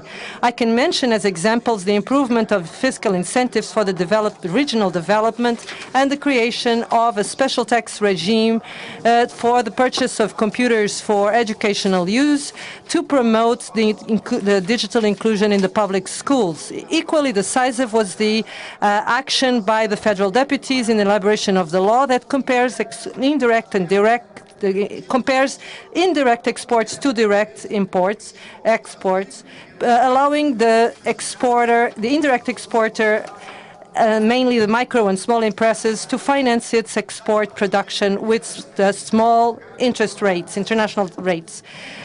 This segment was never strengthened this way in Brazil as it is now. According to data from the federal government, in the country we have 6.8 million micro and small companies that employ 51.6% of the total workforce registered and generate about 20% of the Brazilian GDP.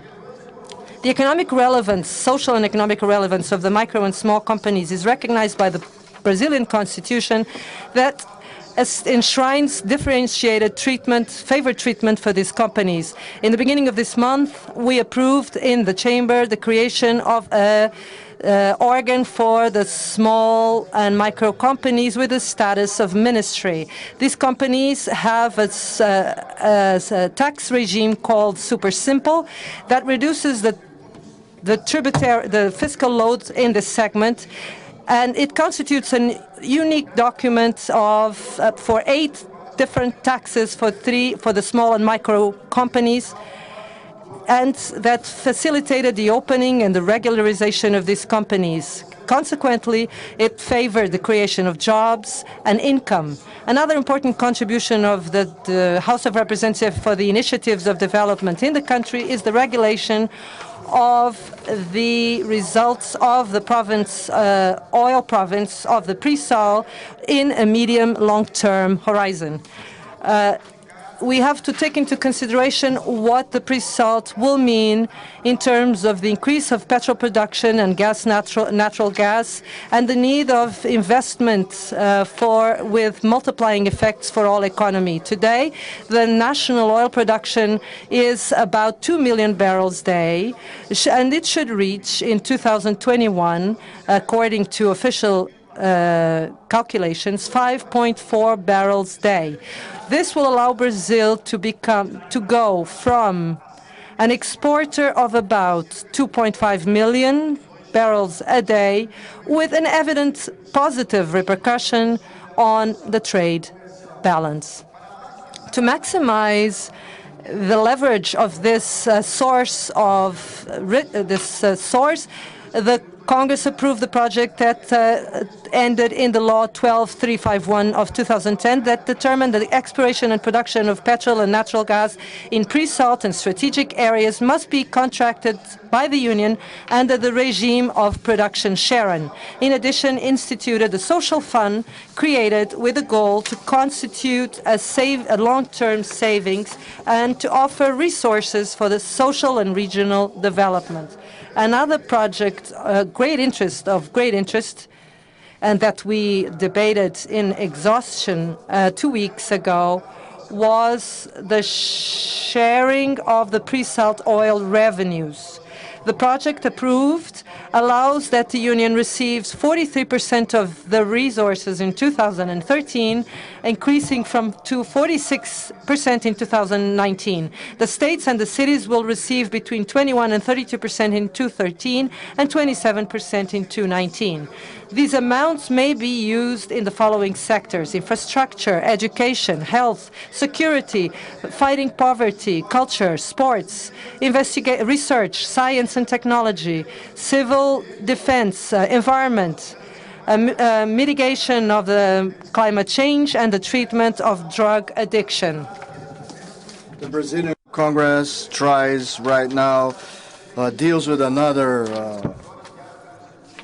we have another provisional energy supply proposal which was sent by the executive, which tries to reduce the cost of electric power to the end consumer. To that end, promotes the reduction in tariffs and gives the union power to renew the concessions provision of generation, transmission, distribution, and electric power. Undoubtedly, Brazil is one of the main world actors in the search for a sustainable development model. I would like to, I believe that the best way to deal with the new reality is to analyze it. I hope this way I could contribute for this debate to the crescent or growing assertiveness and importance of the BRICS. Undoubtedly, Brazil knows, is aware of its task, and will work always in the intent of work very hard in the intent of occupying its space and in its function as an articulator and a builder of a world with more justice, a more egalitarian world. And among the emerging countries and the BRICS, it has the responsibility of driving and demand changes in the political world scenario that can improve even further the quality of life of the working class. And that's why I invite you all to reflect and analyze the situation of the world, always having as a reference the fact that it's only possible, it's only feasible, it's only real, our participation, our activities, in our discussions, if we are able to bring to the center of this debate the people, the citizens, or the workers of this world, the ones who effectively, to whom we must effectively formulate our policies. I thank you, the honor again to be here. Hail the BRICS, hail Brazil, China, India, China, South Africa, India, and our partnership with the United States. Thank you very much.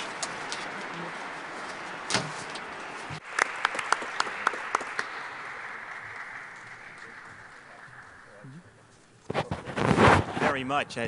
Summary of the different speakers, and that one I think it's easy to summarize the main thought. The energy and enthusiasm which I see on a day-to-day basis in Brazil, and I think Deputado Marco Maia has brought to you today, makes it such an exciting place. Not that it's not without problems and issues, it certainly has them in abundance, but the way in which the Brazilians are attacking them, the way the Brazilians are dealing with their own problems, and as well, Deputado Marco Maia, is by stimulating their economy, contributing in some way, perhaps small now, but increasingly important in the future, stimulating world demand. So all that, and good food, good music, and Carnival in Bahia, there's nothing to complain about. So I thank you again for those very forceful remarks, which I think went beyond difficulties that we might have in language to convey the commitment that Brazil has and the enthusiasm Brazil brings to this concept of BRICS. Well, Professor Arvind Panagaraya sends his regrets. There's some things in Colombia are immutable, and that is the course schedule here. They start at 11 or 11:10. Professor Fry is going to be leaving us shortly as well. So what I'm going to suggest, if Christian will allow me, we'll go until promptly at 11. We'll end the session promptly at 11. I'll maybe ask the first question, but while I'm doing that, if there are students in particular who'd like to, if you don't mind lining up, maybe 2 or 3 at each mic, I can see at least get a few of your questions on the floor, and hopefully partially answered before the session ends at 11. So that's okay. I'll ask the first question or two from in my role as moderator, and I'll wait to see some students or others in the audience line up with those microphones for questions from the audience. Tim, then let me turn to you, because Jonathan's remark teed us up well. Diputado Marco Maia's very enthusiastic endorsement from a Brazilian point of view of BRICS contrasts a bit, or quite a bit, with sort of Russian more ambivalence toward many issues of consolidating BRICS. And I wonder if I could ask you, from a Russian perspective, how important is it to institutionalize BRICS? How important is it to develop new trade relations with the emerging nations? How would you react? Great, that's a great question. Like many things in Russia, there are, despite the apparent facade that the party and the government speaks with one voice on issue, when you start to peel that back just a little bit, you find very divergent views about what Russia's role should be in global governance more generally. You know, it's been very, one strand of Russian foreign policy has been the reassertion of Russian political and economic influence within its own region, which I think plays well domestically. These are very powerful interest groups. Russia's expansion into markets in Central Asia in energy and trying to expand its role as a regional player, I think, is probably a more important goal than global integration and to creation of organizations such as BRICS. On the other hand, this is very much part of Russia's broader agenda of trying to take power away from the IMF, the World Bank, into other alternative organizations. Now, I'm not sure that the BRICS for Russia is especially the most conducive one, given the lack of strong economic ties, differences in political systems, and differences in global goals.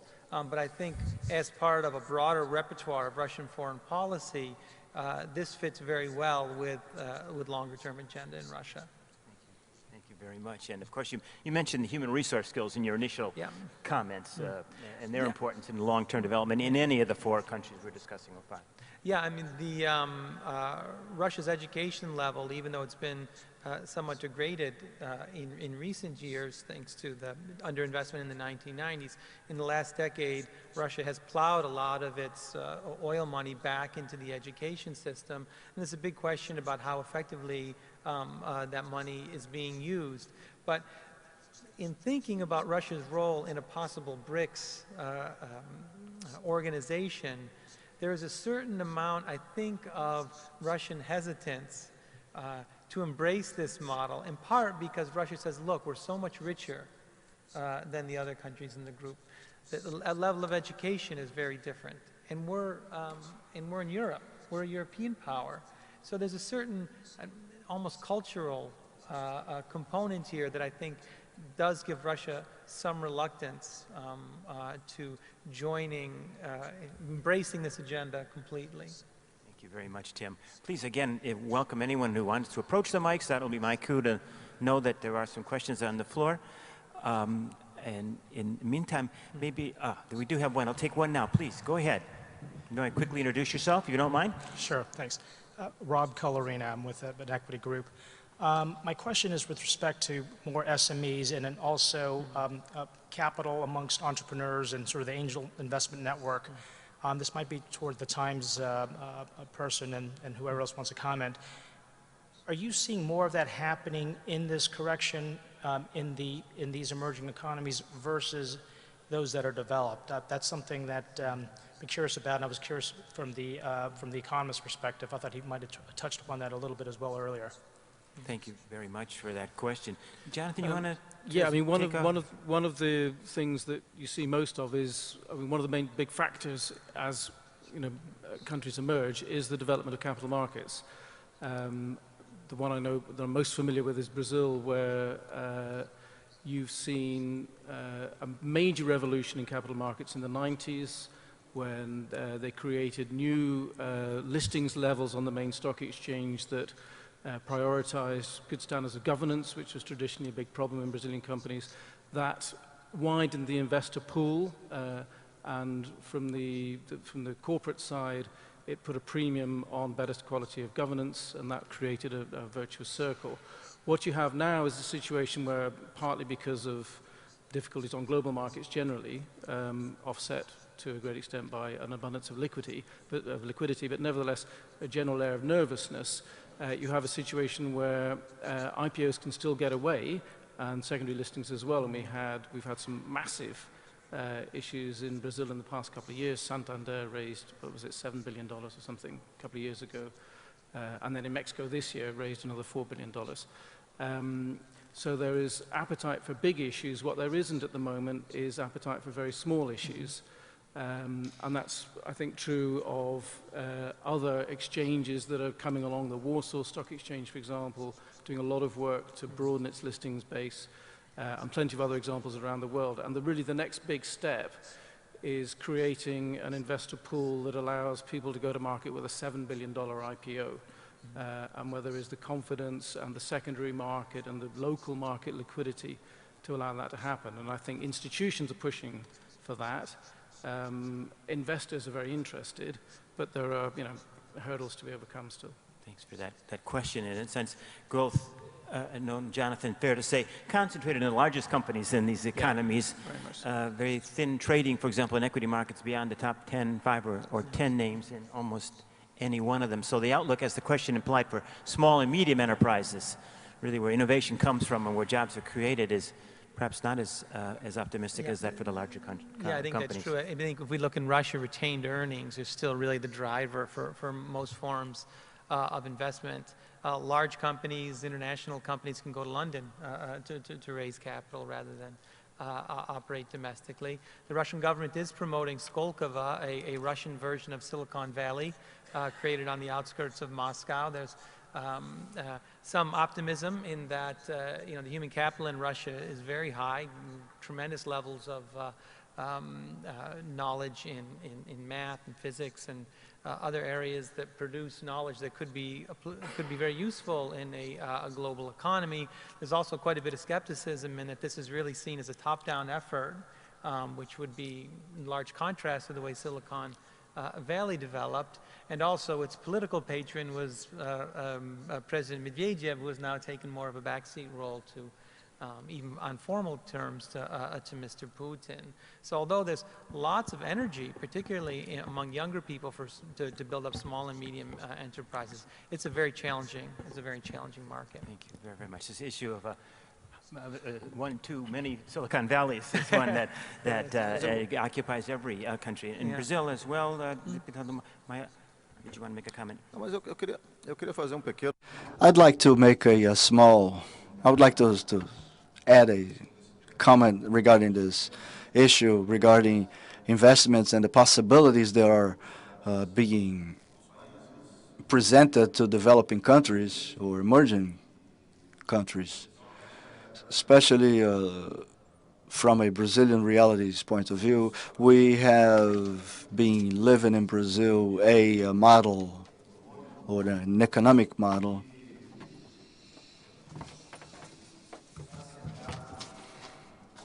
centered in a vision where you can't develop the economy if you do not distribute income, if you don't improve consumption ability, and at the same time you guarantee that this ability to consume more translates into growth of the internal market. What sustained Brazil during the crisis, the 2008 crisis, was exactly access to the consumer market. 40 million new Brazilians enter the consumer markets. Of course, this creates a chain reaction of the growth of investment level from the public sector that needed the accounts and demands of infrastructure, and as well as the private sector, which needed to meet the consumption demands, which were to meet this new population segment. Around 60 days ago, I was talking to a few entrepreneurs of the sector because we talk a lot.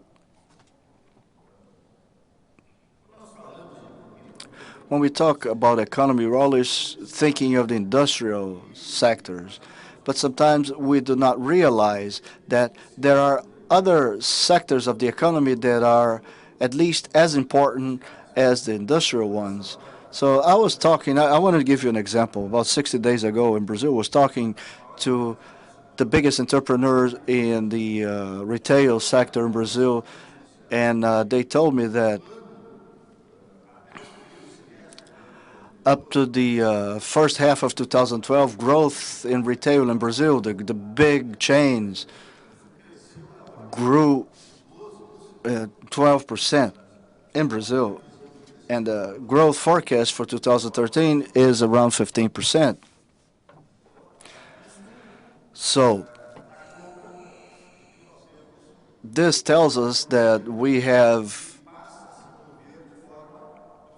an economy that is starting to move in a different way when retail grows, when the service sector grows, and will have an impact at short, mid, and long term in the investments that will be made in the Brazilian industrial sector. I think China is starting to think like that too.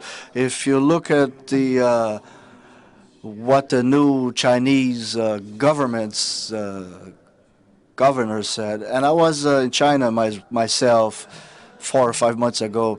China is moving to leverage its internal consumption markets in order to overcome all the hurdles created by the global crisis. But also, they're also concerned in improving the quality of life of the Chinese people. And it looks like Russia and even India, South Africa, pretty soon will also be able to incorporate similar models that will bring us and determine a new growth model, development model, and especially of model of a strengthening of the regional economies. I think we should discuss this in more depth, and I'd like to conclude bringing you a small question. Small question for Timothy. I have been talking a lot to the Russian parliament, and also the president of the Russian parliament, and I feel a lot of excitement with the BRICs from them. The biggest thing, a lot of encouragement so that we can form a strong interparliamentary group to discuss groups. The president of the Russian parliament, in my view, shows me that the Russians are maybe looking a little more amiably to the new positioning of the Russians regarding the BRICs. Welcome. Well, I'm not a student. I'm Bob Harris. Yes, That's Bob. No student lined up. I'll venture a question. Despite the BRICS slum and the difficulty of political problems in Brazil and in India, we got a fairly positive, medium and definitely a long-term scenario for economic development there. But Professor Fry, you didn't give us this for Russia. I mean, it was, without, political reform, it seemed like its economic development there is very negative. Is there anything that could be positive, without political reform? Sure. No, as I think I mentioned in my remarks, I think that the education potential in Russia is tremendously high, that there's been a growth of a middle class in Russia over the last decade, that poverty has gone down. So I think that there are long-term drivers of growth in Russia that are present, that could play a positive role. And it's unfortunate that the business climate in Russia is such, primarily for political reasons, is such that it's made it very difficult for Russia to take advantage of the tremendous potential that it has in terms of its human capital and its wealth. Now, as I've said, growth on the order of 3% is 3 to 4% for the coming future is about what most people see for Russia. That's nothing to sneeze at. If that was stable growth, then that would be fine. But there is a lot of concern about dependence on energy prices should there be a large drop in global energy prices. And the demographic problems in Russia are not going to go away. It's very much an aging population, and that is also not going to be conducive to the kinds of rapid long-term growth that we would see in India, Brazil, or China. So thanks. I have to run and teach, so I want to thank with that, why don't we not everybody. Let Professor Fry enjoy the applause that all our panelists deserve. Thank Please. you very much.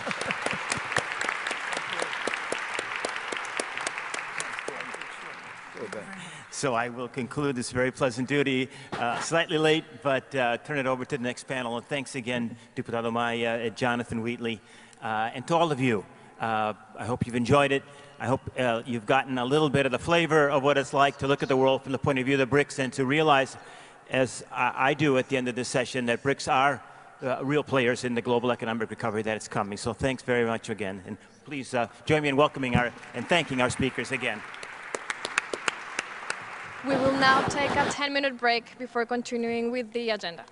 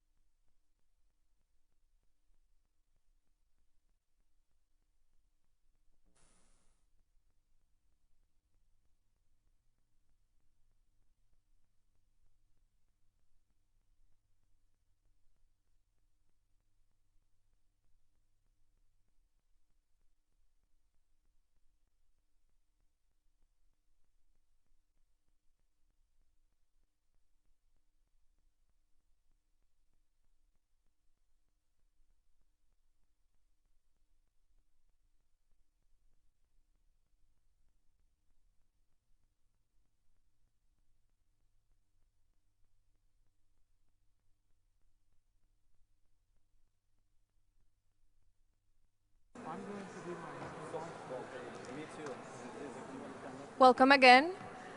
I would like to invite you to take your seats. We're about to start the program.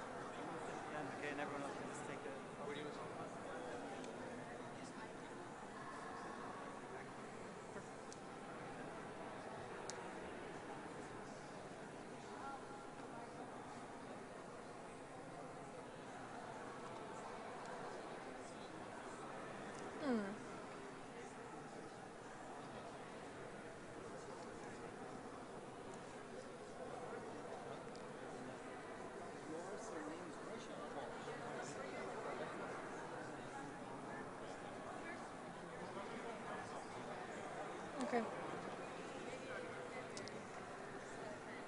Thank you, and welcome back. I would like to invite now our panelists in the second panel.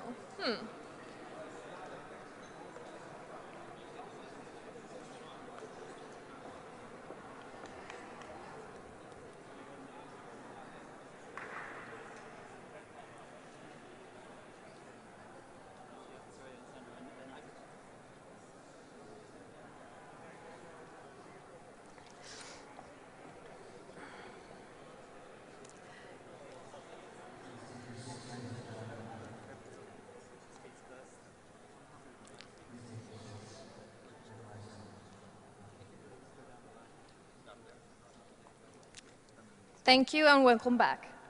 I would like now to introduce our second panel, James Crombie, editor of Bloomberg Brief, who will moderate a conversation on the road ahead for business in BRICS.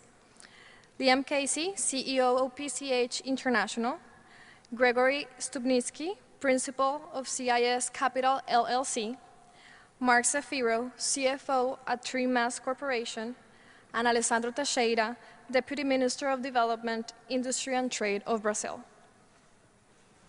Thank you very much. Good morning. Welcome to the panel. We've got a great lineup for everyone. Thank you very much to Christian and Marcus for inviting me to be here for the second year. It was a really interesting discussion last year. A lot has changed. Some things have stayed the same. In Europe, for example. I'm with Bloomberg Briefs. Just to follow up from what something Tom mentioned on the first panel. I love the FT, they do a great job, but Bloomberg also covers emerging markets and also does a great job. So just thought I'd point that out. The road ahead, we are lucky to have some real practitioners here, people who have experience on the ground. They can give us their story, they can tell us what it's like to operate in these countries. And I'm going to start with Gregory to give us a bit of insight.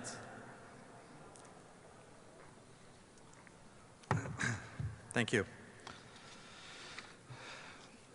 Well, I'm honored to be here and to have been asked to share with you some of my thoughts from a practitioner's perspective.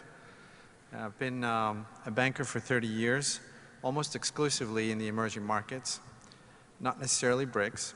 And I've helped to raise a lot of capital for a lot of different companies over the years to build out their business plans domestically or abroad.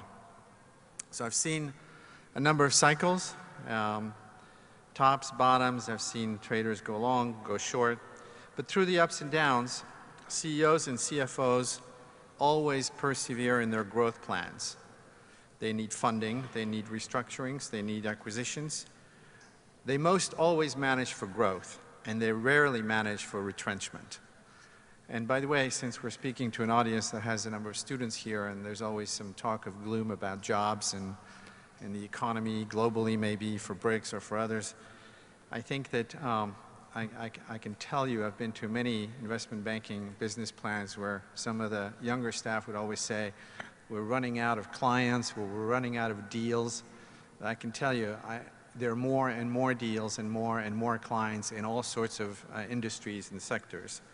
So have no fear, there's plenty to do. So I've seen disposable income plays, I've seen commodity plays, I've seen aggregation plays, I've seen regional plays, I've seen lately infrastructure plays. But certainly in the last 10 years, the sheer number of companies from emerging markets raising capital and the frequency and the quantum of these exercises is just mind-boggling. So I have no doubt that we are witnessing a historic realignment of economic forces. Furthermore, my generation, and certainly the next one, will live to see a number of geopolitical repositioning, I believe, as nascent economic blocs are driven to protect and prosper their newfound gains. Some, including members of the BRIC Club, will build out their military capabilities to support their newly acquired wealth, in my view. Most of us are too close to events to be able to distinguish trends as it happens, and so it's only with some hindsight that you can recognize them. But leading up to this BRIC phenomenon, the collapse of the Soviet Union, wireless telephony, the internet, the advent of the euro, the unbridled consumerism in the West created the right conditions for multilateral trade, interdependence, for the ease and the need of knowledge sharing, and for an eventual updraft in what is now called a commodity supercycle, begun some 10 years ago. Revolutions of varied colors, and more recently the so-called springs, have amplified the importance and consequences of information sharing through new media and connectivity of an instantaneous nature. So what is for sure is that the BRICs have reintegrated the world economy more or less at the same time, and along with some other emerging economies, the sheer size of their combined resources and demographics have had a rapid and momentous impact on the global economic scene. But today, and I don't know why I decided to tackle the subject at hand, what is BRICs? I don't think, based on the conversation we had in the other room, that anyone has a clear idea. Maybe we had a clear idea last year and less clear today. So BRICs are a lot more than an investment destination. They are a concept, they are a brand, they're used by different constituencies to define policy, nowadays to form alliances, to promote and defend common interests, maybe to justify regional leadership. I liked Jonathan Wheatley's point about maybe it's an opportunity for a number of big players now to band together and be a defining bloc vis-a-vis the entrenched interest of the developed countries in multilateral institutions such as the IMF. But they also continue to be an exclusive club benefiting from index tracking and thus ensuring portfolio managers' continued devotion and by implication having secured some relatively stable source of funding. Most recently, in the wake of 10 years of breathless growth rates, many commentators, academic, market research followers are forecasting significant slowdowns, thus raising the questions on the longevity and the staying power of the BRICs as we've come to see them. So what is changing? We have, of course, the sequels of the mortgage banking crisis in the US and now a different but no less severe crisis in Europe, continued consumer deleveraging, accelerating recessionary trends in Europe, causing a general drop in demands for goods and transportation fuels on both sides of the Atlantic. Clearly, the much written about decoupling economic performance by Brazil, China, and Russia is not validated in my view. This means that these export-led economies have to face a necessary adjustment in their growth profile to suffer severe contractions. And in fact, we are seeing new trends shaping up. Increased labor productivity, plentiful low-priced natural gas are creating the right circumstances for certain heavy industry jobs to move back to the US. Very labor-intensive businesses relying on low-skilled jobs are moving to Africa, and call centers are making their way back to the UK, Ireland, even to the Midwest. So what isn't changing? Well, export of cheap labor, natural resources, grain, crude, minerals are the basis for the activity in the BRICs. I know that some of my colleagues will probably challenge that, but these inputs will remain material for the foreseeable future. The recent outsized growth achieved in these countries has been nothing less than transformational in less than a generation. In terms of urbanization, income levels, expectations of their citizens for a better quality of life for them and for their children, it has created massive stress on infrastructure, despite large-scale and unprecedented fast-track build-out, especially as I've seen it in China. As a casual observer, you have to be awed by the scope of change from 10 years ago in terms of scale of new construction, number of new cities, availability of consumer goods, general wealth displayed, and also you have to be shocked by the coexisting poverty and lack of social safety nets in many of these places. So, globalization accelerates the speed and accentuates the impact of these economic shifts. Environmental troubles are likely to become even more pressing as a couple of billion people reach middle-class consumption patterns. For them and for their governments, dealing with the 3 F's, food, fuel, and fumes, will be a priority, securing the first 2 and limiting the last. Stay tuned for many new entrants, many corporate entrants in these sectors. New companies from the BRICS will increasingly be active in these fields. I think there'll be less bilateral loans or agreements and more transnational activity by corporates, moving goods, operating companies, owning businesses, and harnessing and trading energy. I think this goes to the theme of a lot of these countries are beginning to trade a lot more with each other, not just with Europe and the US. So let me focus the balance of my short remarks on Russia, a country that I know reasonably well. The challenge for the current administration means to proceed with WTO compliance, which essentially mandates a reduction in tariffs across a number of industries, relaxing foreign ownership rules in many sectors. But these measures need to be accompanied by removal of archaic administrative burdens, by new regulatory regimes to promote the creation of startups and the development of SMEs, and by legislation of an improved fiscal climate. Last but not least, everyone's talking about it, the leadership needs to get serious about rooting out corruption and enforcing the rule of law or the legal framework. So in other words, we're encouraging the death in Russia of uncompetitive domestic industries, assisting in the rebirth of modern, relevant companies in a transformed business environment.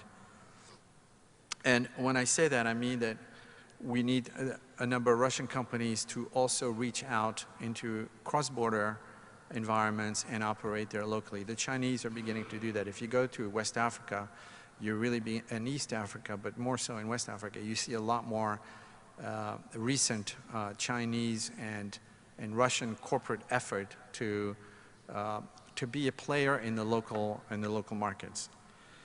Analysts, academics, and practitioners alike have extensively debated the difficulty of all these transforming measures to actually take place in Russia. And the reasons are multiple, from entrenched interests mixed with vestiges of the previous social and political order. Policymakers and stakeholders in the current regime understand that Russia's finances are dangerously tied to high projected priced energy exports, with little room to maneuver, as new marginal oil development will be expensive and technologically challenging. On the other hand, gas economics are rapidly and radically been altered in a world with massively more LNG and shale gas supplied. Logistics have become much more agile and sophisticated, as shown by rapid flexibility that needs to be put into place to meet demand in different locations, and price adjustments have to be made on a relatively speedy basis, all of which flies in the face of the rigidity of Soviet-era pipes and long-term contracts. It may be the golden age for gas, but legacy players, at least in Russia, are at risk of missing the party. As we speak, several struggles are raging between members of the current and past administrations. One is about liberalizing the market through reforms and restructures. Another very public one, whereby the various state-sponsored initiatives are forcing modernization and tech investments with capital infusions into nanotechnology funds, software, internet, and trying to get Western venture capital and private equity to participate. Finally, less debated but very active and increasingly in the public eye is a push by various state-controlled strategic groups jostling for strategic acquisitions, hiring the best and the brightest of local and international managers, and fast-tracking implementation of new technologies. Most revealing is the newfound temerity in the reassessment of their global strategy for these newly restructured NOCs, and NOCs meaning national oil champions and other national champions in extractive industries. But as Stephen King mentioned earlier, the international aspirations of these NOCs come with significant needs to invest, acquire, manage, and operate infrastructure assets. So in this category, who do we see? We see the Rosnefts aspiring to be like Exxon. We see Gazprom looking to emulate Statoil. We see certain KFCs, Kremlin-friendly companies, not necessarily publicly owned, also developing similar aspirations, such as Norilsk Nickel, maybe aspiring to be a Vale. or an Xstrata, or Lukoil to be aspiring to be a middle-tier IOC. More subtly, in my view, is the existence of a quieter struggle between certain companies which are seen as unreformable, and new entrants who are encouraged to enter established sectors with stakeholders that enable these newcomers to potentially become successful. And I believe this is happening, especially in the gas sector in Russia. And why not? After all, there are already markers such as Petrobras, an undisputed world leader in deep-water drilling and production. Cemex, I know they have balance sheet questions, but balance sheet issues, but who doesn't? One of the world's most successful global integrator of construction materials. Or Sasol, South Africa, world-class leaders in gas-to-liquids technology, rivaling Shell or any other Western established IOCs. And then there are the Embraers, their Vales, the American Mobiles that Russian companies can emulate. So for Russia, in its effort to continue a transition from the former planned economy to a healthy, competitive player domestically, the onus is on the leadership to sponsor and accelerate changes. And these are not easy to do. We know that, as I said before, that a number of people are questioning whether all these changes can and will happen.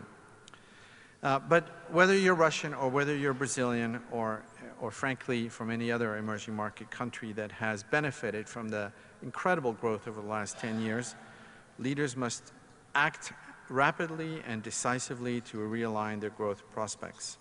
Can they do it? BRIC nations are seen today as a cohesive group, maybe, but in fact they're rooted in very different political systems and have very different tools in order to make policy changes. Can they undertake the necessary changes in time? I guess that's what we'll be talking about. Sorry for the long comments. Thank you very much. Thank you, Gregory. A lot of interesting points there that we'll get to in the discussion. I'd like to continue with Mark, please, if you'd like to. Thank you. The good news is I was invited back. This is my second year to talk to this group, and evidently, at least I had something interesting to say last time, and this time it'll be a bit different. Firstly, thank you for having me back. And also, more importantly, thank you to Columbia for leading the discussion and providing a forum for this amazing kind of free-flow discussion around things that will affect our world for many years to come. Everybody's asked, what is BRIC? I think we've heard it from every panelist. I would submit to you that it's the concept of opportunity, hope, prosperity. Those are the things as a CFO of a public company I look to extract for my different constituents, my shareholders. And I think that this forum is a vehicle by which we'll discuss that.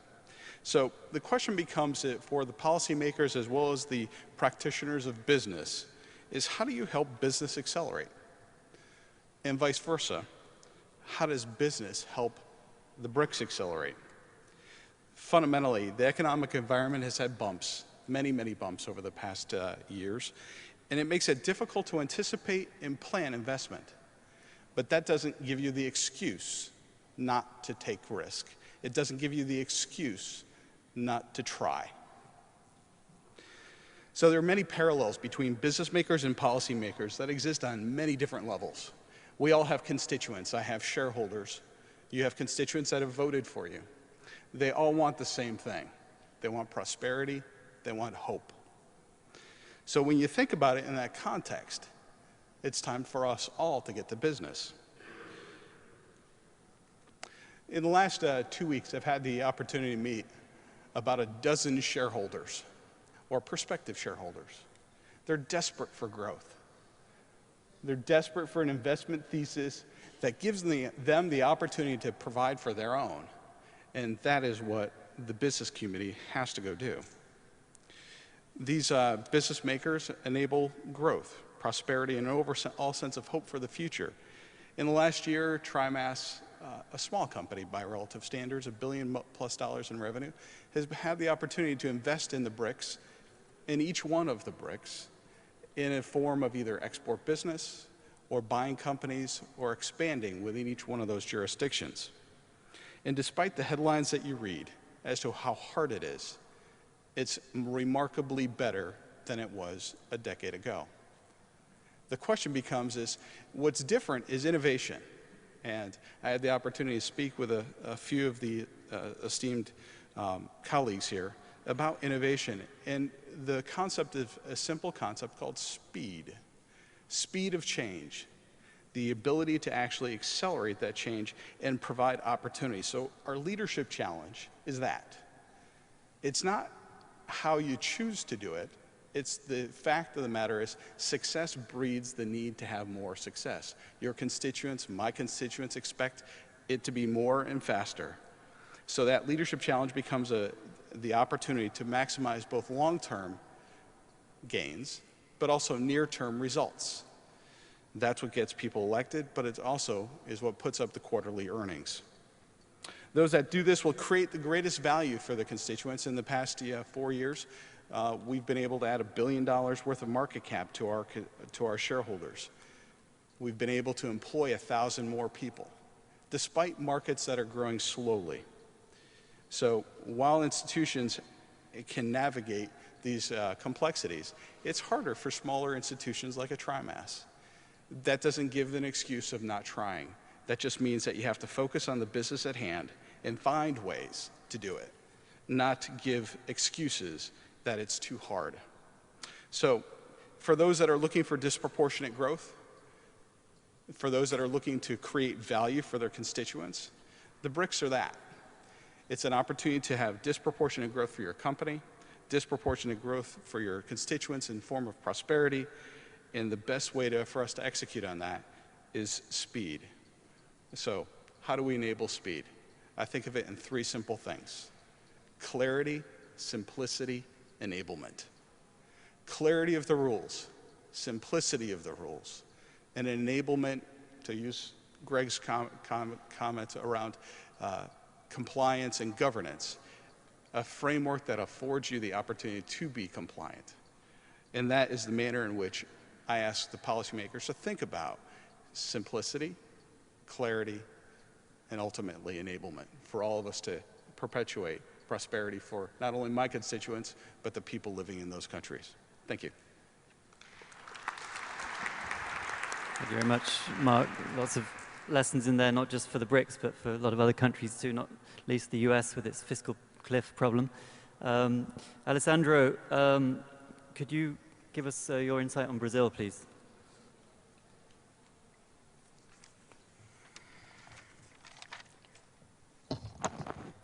First, I do like to thank Colombia and Professor Christian Desiglis and Professor Marcos Troijo to invite me over this panel. It's a very important panel to be discussed. I would like to first congratulate and say thanks for my colleagues on the panel, and as well for the Brazilian delegation that are here from our Congress. I would like to thank you as well, Braskem, the Brazilian petrochemical company, for supporting FIT and HSBC, as well as Voto magazine from Brazil. I'm gonna try to be very concise in my speech here and talk and address some important questions. The first one is why BRICs are so important. As everybody knows, was a technical term inside Goldman Sachs, a consultant company, but why BRICs are so insightful? And the simple question is markets. And why? Because we have, I think a lot of people talk about macroeconomics here, so I'm going to be pretty fast in this issue, but what's going on in the world? As you know, the advanced economies has slowed down their growth. From the end of this year, the developing economies are going to be representing more than 50% of the world GDP. China is already the second economy in the world, and very soon, I'm sorry, is going to be the first one in the world. It's the largest agriculture product country in the world, believe me. Second largest manufacturing production in the world. And Brazil and South Africa, for example, are the new frontiers in terms of agriculture. Obviously, the crisis affected those countries. Yes, we had a reduction, but if you see the average of growing the BRICS and the basically developing economies are at least almost three times the average of growth of the advanced economies. So when you're talking about growth for 2013, because you're talking about business ahead in this panel, we're going to see Brazil growing around, that's International Monetary Fund forecast. We are seeing 4.5% of growth Brazil next year, Russia around 4%, India around 7.5%, China around 8.8%, in South Africa around 3.5%. If we take, for example, United States, we will not surpass 2.2 to 3 next year. And if you see from Europe perspective, you're going to have Germany growing maximum 1.5, and Italy, England probably in a deep recession. So why BRICS are so important? They are important because they represent, as my colleague in the panel said, opportunities. So when you're talking about what's the future, is bright for doing business in those countries? Yes. We know that we need to have transparency, clarity, but what business want is return in investment. Normally I listen, and I have been travel in my position for the last, work in this position almost the last 3 years, but before I was the head of promoting export and investment in Brazil. And when I start being the president, Brazil would attract no more than $25 billion a year in terms of FDI. Last year, we did over $80 billion a year in terms of FDI. In China, just to giving a very specific data, Europe, at the beginning of 2002, used to be responsible to attract more than 50% of the whole FDI. Around, by that time, $1.55 trillion in terms of FDI. This year, unfortunately, is going to be less than 35% in terms of FDI. China, that used not to be around the 10th, the 11th in terms of FDI attraction, nowadays is the third country in the FDI attraction. And Brazil and China are the two single countries that grow in terms of FDI more than 99% figure in the last 3 years combined. So that's why I would like to say why BRICS are so important, because they represent a real way out for many companies. So in doing businesses, those countries are difficult. Yes, they are difficult. It's a lot of competition in the Brazilian market, in Chinese market, in South Africa market, in India market, in Russia market. Just to give an idea about Brazil, if you compare the last decade, what changed in Brazil? Two things very important. We have a very strong in terms of social inclusion, and that's the highlight for my country. Why? Because for many years in the academic debate, scholars, they would debate if it was possible to grow and to reduce the social gap that we had. And we show in the less than a decade that it is possible. And it's not just my thought, it's the results of our data. And how is the data showing? One of the social analysis that we have is that in less than a decade, Brazil has reduced child mortality by 95%. How do you reduce? Improving health system? No. Giving food, reduce the poverty gap. And what's the result of that? In 2002, for you have an example, Brazil had, just to give an example, in classes A and B, the richest population of Brazil, 13%. In classes, the number in Brazil was 13 million people of a population of 190 million people. Class C in Brazil by that time was 65 million people. And class D and E, where you have the poverty and the social gap, was around 96 million people. How is the picture in terms of nowadays, in 2011 and 2012? The class E and B double, now it's around 25%.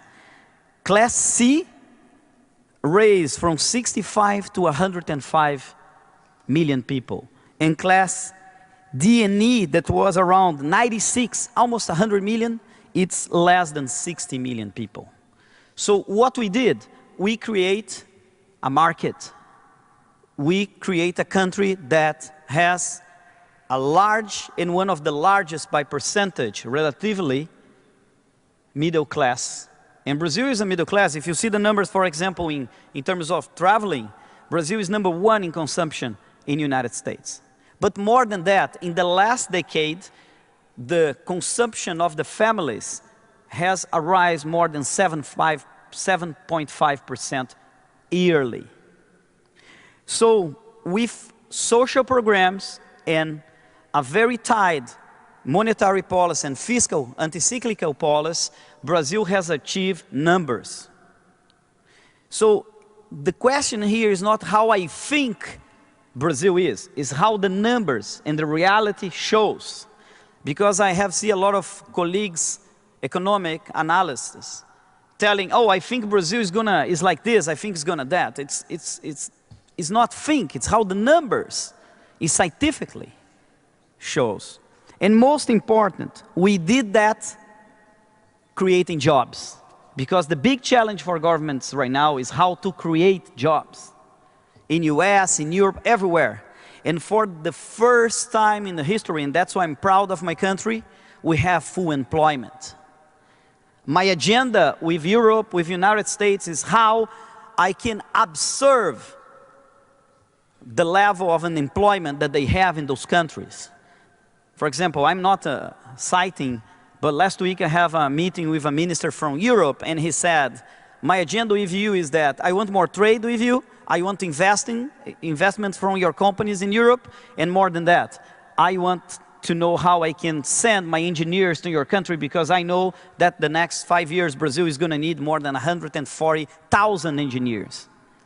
And why is that? Because basically, and I'm going to conclude that, because we have opportunities in renewable energy. For those ones that I know or don't know, Brazil is one of the best efficient in terms of renewable energy metrics. 48% of our metrics is renewable, comparing 13% of the world and around 26% in the BRICs group. Brazil has generated new biofuels that we have already developed in the 70s in ethanol, biodiesel, and we are the largest country in terms of hydroelectrical power. We have Itaipu, China has 3 gorges, and now we are building Belo Monte and other 3 large, very large empowerment. We have gas, and of course I'm not talking about here about the pre-salt opportunity. So the results of that is that we're going to have 2 major, and possible 3, because we are bidding for the 3rd largest event in the world. We have World Cup in 2014, Olympic Games in 2016, and probably we're going to have the Expo in 2020. So I'm not trying to give you a rose picture, because we do have challenges. And challenges are in education. Why? Because we need to innovate. And to innovate, we need to have knowledge. We have a lack of infrastructure. Why? Because Brazil was not designed to have 105, 110 million people in the mass consumption market. So we do need infrastructure. And everybody almost in the country needs infrastructure.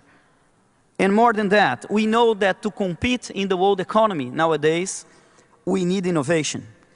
But I would finalize that with an argument that I listen to from many people saying, oh, Brazil has exhausted their development model. Why? Because you are basically a commodities country.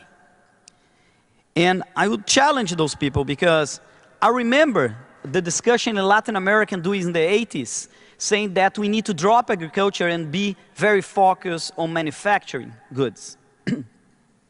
When I see our colleague China, with the scale that they have, and the new model of business, because that's, those scholars, they need to study more in depth. Why? Because you have a lot of things happen in China, like some sectors are leaving China to go to Vietnam, to Malaysia. There is a big discussion in China how you add value. But more important, Brazil doesn't arrive to be one of the first countries in terms of commodity exports just because nature or because God. we have invested a lot in modernize of our agriculture. We probably are one of the top countries in research in agriculture together with the United States. So it doesn't happen just because God gives the blessing of have natural resource. Petrobras is one of the largest petroleum company, not because we have oil, but because we learned how to take oil from 7,000 meters under the water. So it's easy and very simplicity to analyze the model of Brazil saying, oh, they are blessed by God and they have everything. But in fact, many people, they forget to analyze how much policies and effort the Brazil has done in the 3 decades that is passing. And I'd like just to put a question for the audience and think about BRICS. Is it fair to compare China with Brazil, India, Russia? Is it fair? And why I'm saying that? Because the Americas was discovered by a mistake of the Spaniards and Portuguese. They were trying to get to the Indians, in that time, China, to have trade. So we are talking with a country, in case of China, that is the world's largest, second largest economy in the world, that have been doing trade for thousands of years. So let's go deeper in the concept of BRICS, besides, and I think forward, than the markets, and let's see how we can generate opportunities everywhere in the world. Thank you very much.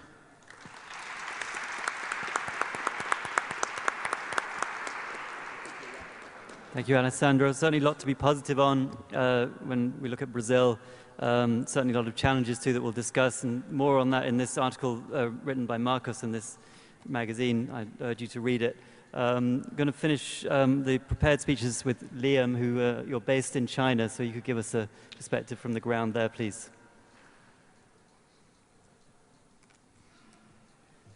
Great, good morning. Actually, when I read the topic, the title, it said The Quest for Global Growth. I've been operating, I'm from Ireland originally, I've been operating in China for over 17 years. And when I heard the term BRIC originally, because we work with some big brands where they launched their products all around the world, and we managed the production in China and the packaging and the shipping all around the world. And we would have very, very little regard for the term BRIC. Because when we look at our clients, usually Brazil, India and Russia are probably on the bottom of the list of the countries where they want to ship their product to, and China as well. And I think that it's an acronym, and I would say to the students here in the room, I wouldn't bank your career on an acronym like this. Again, when we look at the quest for global growth, we have a term at PCH that in today's world of commerce, geography is history. And what we mean by that is that we find entrepreneurs in Silicon Valley, we find entrepreneurs in Europe, we find entrepreneurs in China, we find entrepreneurs in Japan. And they don't think about global barriers, they think about where is the market, where can I ship a product to, and where can I make money. And we see, when we look at these companies, these entrepreneurs, in their world, and something that Mark referred to as the speed, we also have a term that time is our #1 currency, dollar is #2. Now, I've operated in China. We've opened close to 20 entities in China in 17 years. We understand how to do it. It's pretty fast. It's pretty seamless. The Chinese word for speed is sudu. The Chinese word for real speed is Shenzhen sudu. I'm lucky that Shenzhen is where we set up our operations head office. But when we look at other countries around the world, especially the BRIC countries, speed does not come into the equation. Okay, so I find it very hard to understand how where Jim O'Neill saw the similarities other than their emerging markets. And we often thought, I heard said before, that lucky that he did not use the language to build the acronym. So with that, I'll leave it. Thank you very much. So short and sweet, Liam, but I want to follow up on something you said earlier.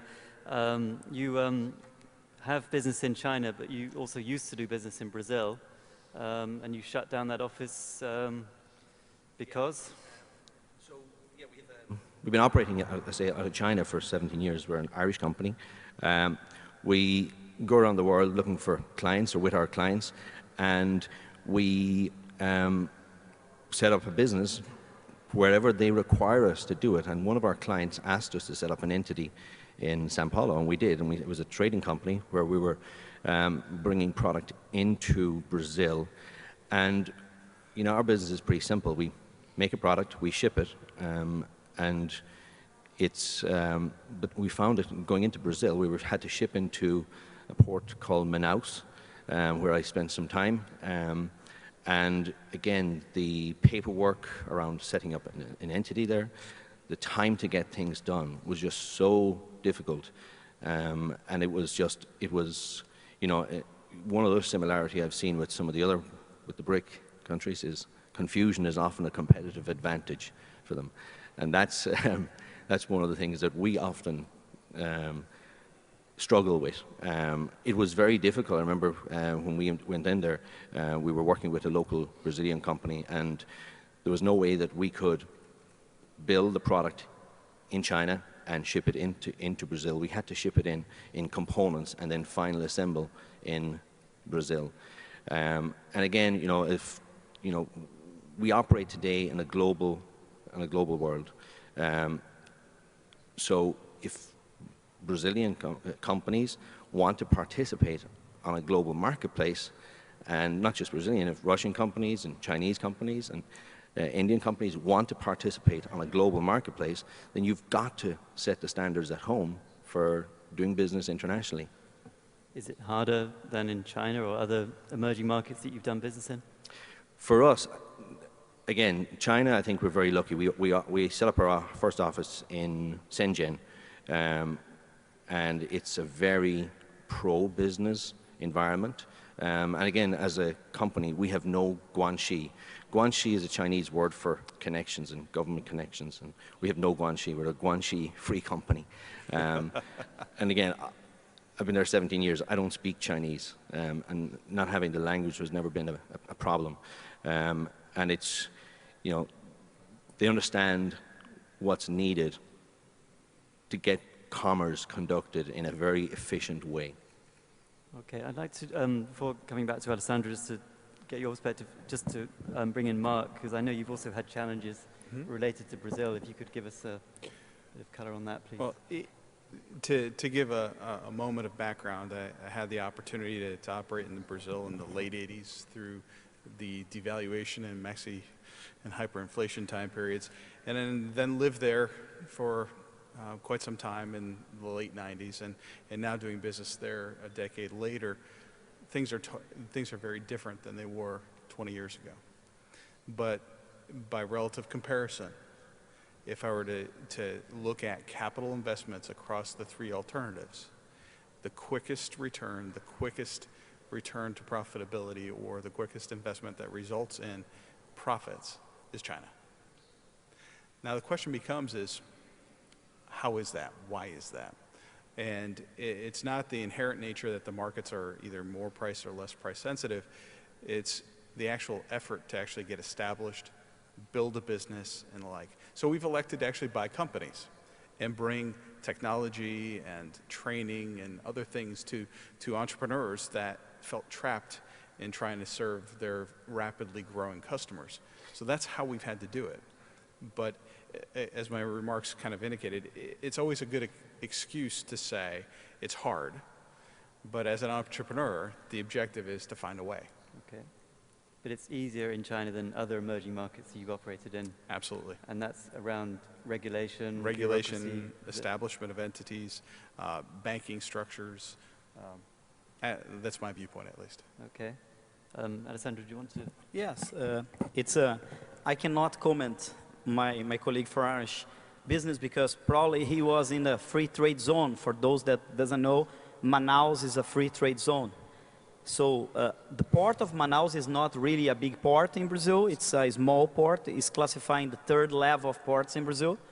So probably, I don't know exactly. I can talk to him after. But probably if he got through an international port in Brazil, it would be much easier. But what's important is that there is, as I said, it's very difficult to compare the countries. They are different location, you know. And talking about pro-business, let's take a step behind here and talking about regulations or free trade. Many American companies are complaining, and the United States is #1 in terms of firing complaints about China in WTO, as you know, dumping and things like that. Obama, just one of the last measures before he ended his first period, was activate textile industry against China. Why? Because China, and I'm not talking bad about China, I'm just giving a number, doesn't have a lot of regulations in terms of sustainability, labor laws, and things like that. In the future, probably going to have. In opposite, I'm very proud of my country. You know, we have a free health system. We have labor laws that defending the labor. We have many things that make Brazil different. So the question of government is work in terms of pro-business environment. Yes, is, but our duty is to the Brazilian people. And I think United States and Europe, that's very, very clear, because you can listen to the same comments about Brazilian companies when you go to Europe markets and say it's impossible to work in Europe or invest to Europe because you have so many regulations, so many difficulties. For example, Brazil is the 3rd largest market in terms of cosmetics, and we have a very large cosmetic companies.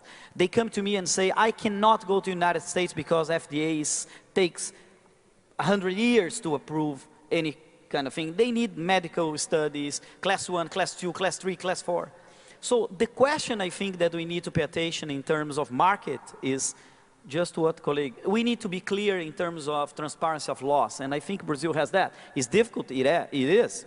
And more difficult gets, more competitive companies you have, because you have pressure from the national companies to play in their market. You know? So we have, as my colleague, the president of the Congress of Brazil just mentioned, we have a very strong industrial policy in Brazil to foster companies. Our industry represents around 22–23% of the GDP in Brazil. Agriculture is less than 10%, and service is almost 7%. But again, I think what you need to look at is difficult, it is. But why Brazil, China are the 2 countries that are receiving more FDI in the world in terms of percentage? Because I think that's the real data. You know, is investment. Companies are buying companies, new projects. So it's difficult, it is. We have a lot of things that we need to change.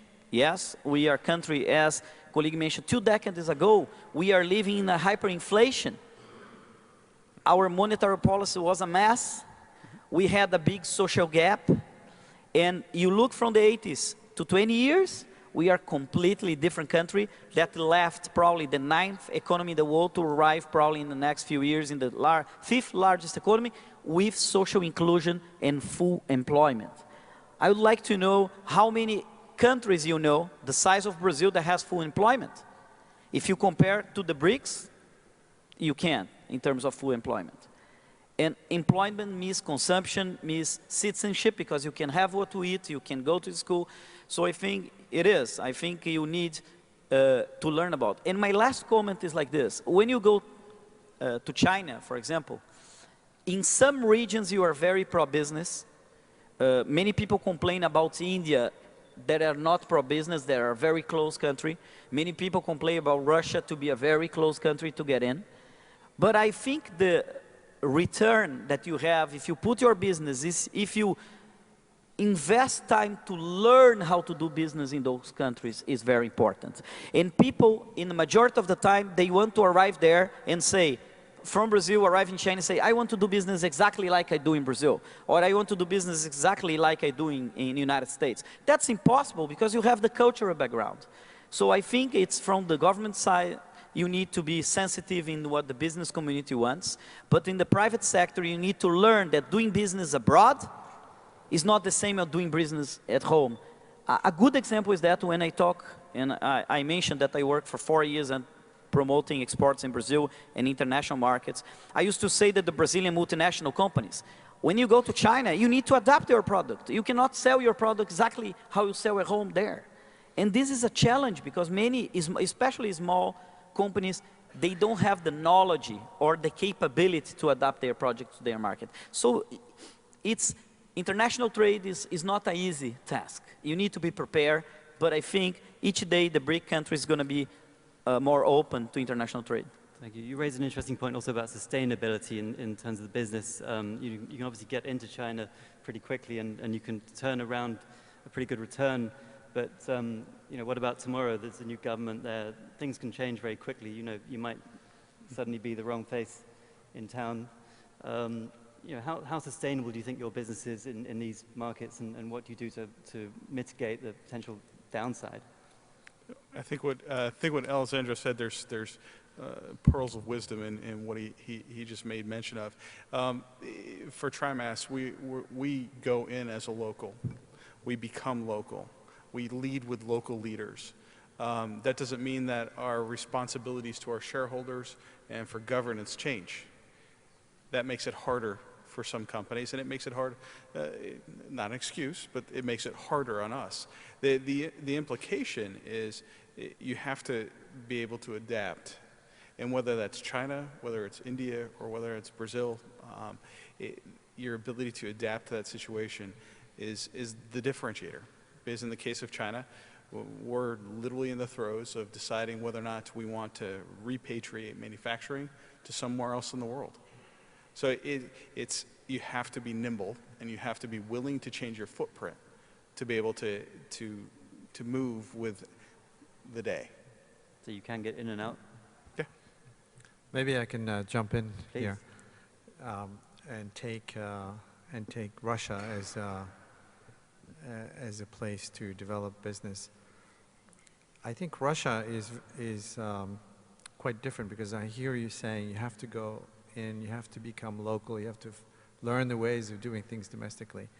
My experience in Russia, and I haven't been an entrepreneur in Russia, so you have any it's a little bit different, but sorry? You have any guanxi? No. Russian version. But my impression is that, first of all, it wasn't so long ago in the 90s that many Russians who were starting businesses would come visit you and say, we want to learn how to do business in a civilized way. Can you teach us?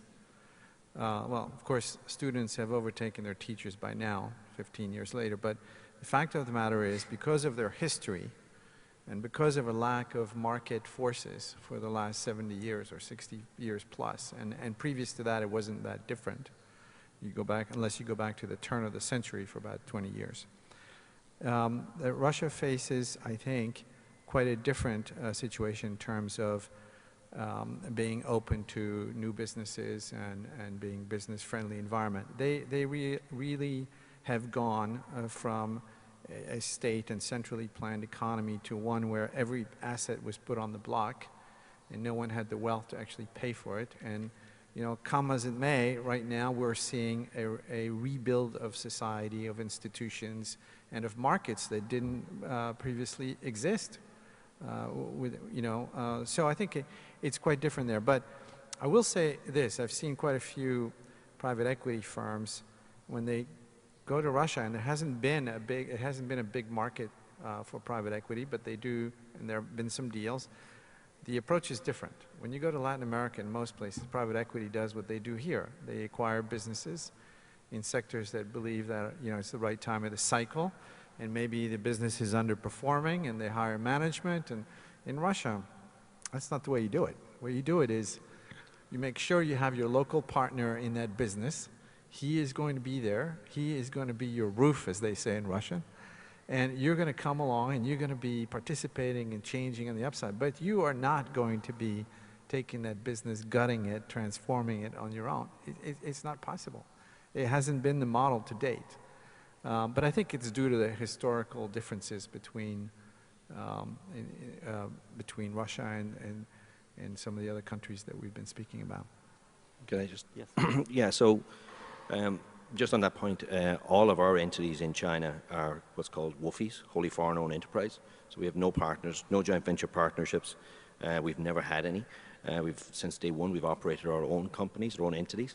The other thing, just referring into the topic, where is growth going to come from? Yesterday was Cyber Monday here in the US. That's the busiest online shopping day of the year. I read this morning on one of the reports that it was a record sales day of $1.5 billion. Again, that's what I just read on one of the blogs this morning.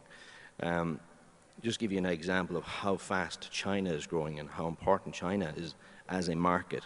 On the 11th of November, they have a similar day in China, and it's called Singles Day.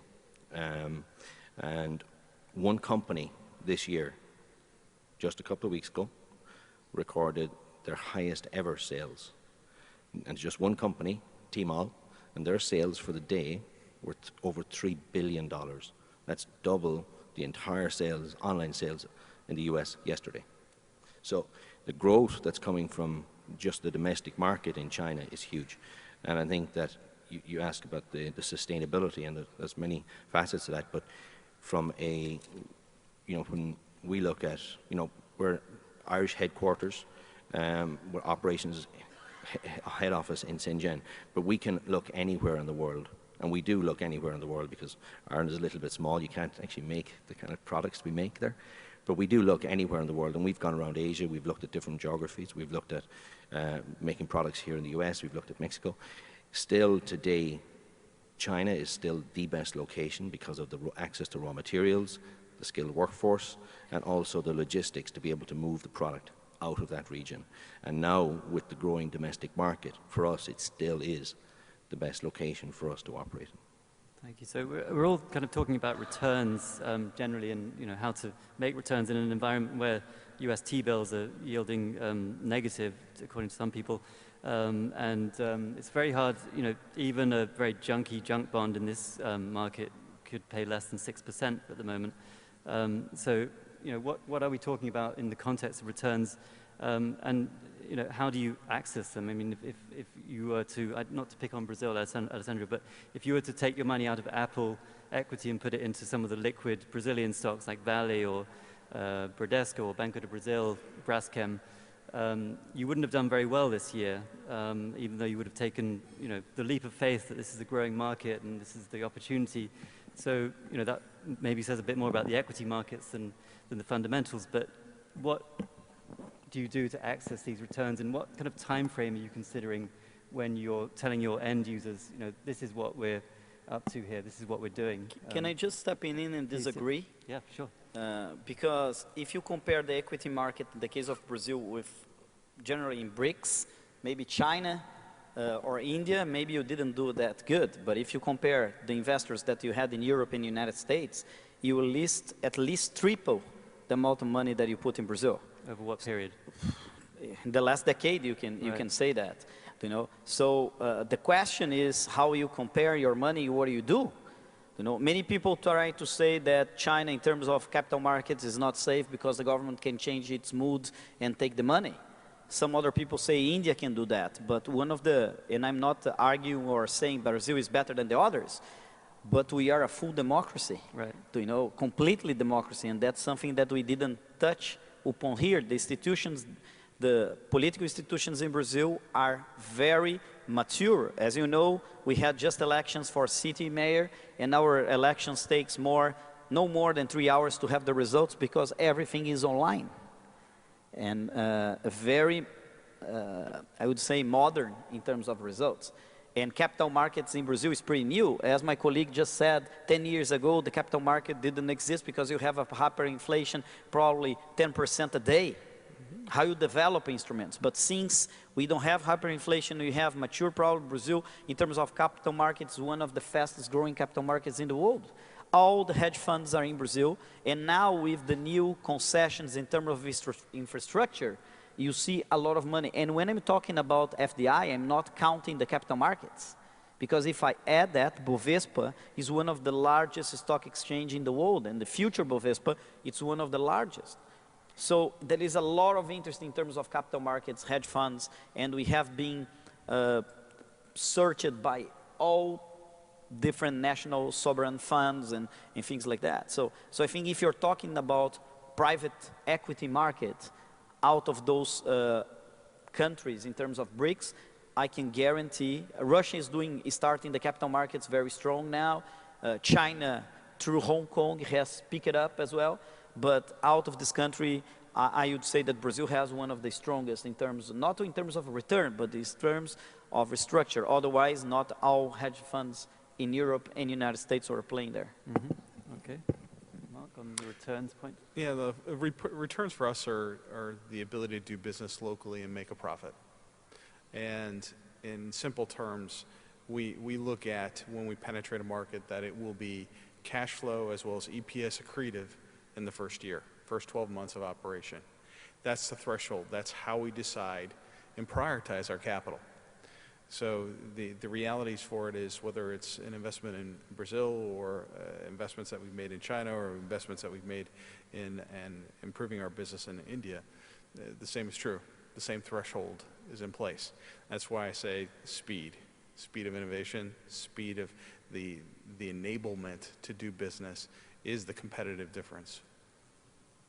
So could you give us kind of a rough idea of, like, on an annual return basis? I mean, what do you sort of tell your investors when they invest in? Well, if you think of our threshold in terms of either return on net tangible assets or return on capital employed, you're looking at in excess of 20%. Right. Okay. So it's substantial. Yeah. Right. Liam? Yeah, similar. We'd be looking at around 20%. And that's your track record? Yeah, it's been growing, especially in the last since about 2007. Okay. Yeah. Again, but we're also very focused. We've triple bottom line, very much focused on people, planet, profit. Yeah. So we reinvest heavily. Okay. Gregory, you're coming at it more from a banker's perspective. Well, I'm not sure that I can give you some expected returns. Russia has been an underperforming market for a long time within the BRIC or the emerging market.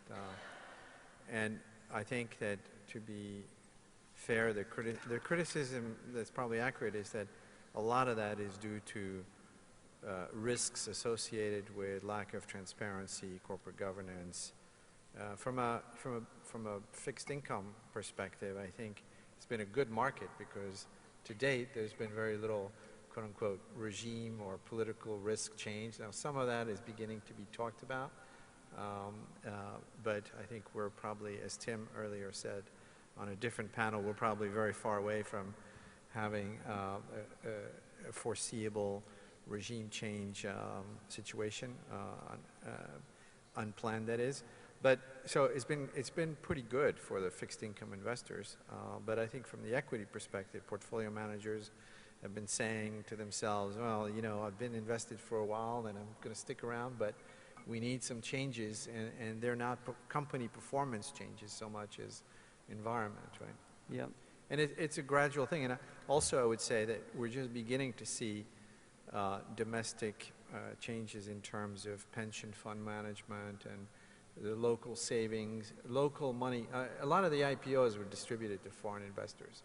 But now we're beginning to see some real long-term money investing in its own equity markets. Right. And that's a good sign over time. Right? And that's another thing that I think has been developing, and that I'd like to ask the panel about long-term thinking that you know, throughout the volatile times was really not in anyone's focus. People really wanted to get in and out quite quickly and be liquid and be able to move around. But it appears that a lot of the emerging markets, particularly the BRICs, have become somewhere that you can, you have a track record now. You have a sense that there is, even though we're going through very difficult times right now, there is a trajectory there. There is a long-term thinking and something you can really take long-term. I mean, even if you look at, you mentioned the capital markets in Brazil, long-term financing is available in reais at quite attractive rates, not just from the BNDES. What does the panel think about the longer term? I mean, that seems to me, you shouldn't just think about, I'm going to buy Vale now and sell it next week because I might get burned. But what sort of time frame are you thinking of in the context of BRICs when you think about it as a concept and as a place to invest in? In terms of government, when you're talking about a long term, you're talking over 10 years. That's what you're talking about. And some investments you can take like 15, 20 years. For example, you're talking about a generation of electricity in countries are long-term investment because you have all the distribution lines. So in the case of my country, I think many private equity and funds, hedge funds are looking the opportunities in terms of infrastructure. As we know, one of our main challenges was infrastructure, and it is infrastructure. We are talking not just about roads, we are talking about airports, ports. Just to have about figure, Brazil, the system, was prepared to have, as a passenger, not exceed 70 million passengers a year. Now we are probably ruling around 120 million passengers, almost a double in less than a decade. So the speed that things happen sometimes in China and in Brazil especially, in different perspective, because we have, again, different political models. In the case of China, you can upgrade your infrastructure very fast, and our colleague here that lives for 17 years in China knows, and you can notice the difference every day. You go to Shanghai, 1 year ago is one city, you go to Beijing, in another year you completely destroy and rebuild the new neighborhoods. And Brazil is not so fast because political entities is different, the rule is different. It's not just decree from the president is solved. You need to go to the chamber, you have different political parties. In one side, I'm not saying that China is easier, but in another side, as in the United States, and you can see that with Obamacare, how difficult it is to improve. But I think infrastructure is the big challenge in the case of Brazil in terms of long-term investment, because we need to improve our ports, a lot to make faster. We just opened 4 concessions in terms of airports that we have. In one of the airports, for example, the company that won was a South African operator. Other countries' operators. So we have a future in terms of infrastructure in Brazil that is very deficient, but has been careful thought in terms of how to open up. Because the problem in terms of government, in terms of infrastructure, is that you need to have the right model. Otherwise, the private sector doesn't make money, and nobody's going there just to help the Brazilian government. They are going there to make money. We need to be clear, and the government needs to be clear that. But at the same time that you help and do a clear concession to the private sector make money, you need to have a system that can help the whole logistics of Brazil. So it's a tricky for government, and basically, in Russia, you're going to see that in the near future because it's lacking of infrastructure. In India, you're going to see that because the lack out of the countries, it's one of the worst in terms of infrastructure with South Africa. In China is a different thing. China is doing, in my opinion, a great job in terms of how changing infrastructure and how infrastructure help the business. It's the same is outside of BRICS, but we can take the example of some Arab countries like Dubai. For example, Dubai that had a great job in terms of being a hub from the region and connecting the Americas to Europe and to Asia. And the funds are very keen to help. So you'll be ready to receive us all when we come down to the World Cup? Yes. Good, good. Are we going to the World Cup? Absolutely. Oh, that's good. England is going to the World Cup. Good. Liam. So just...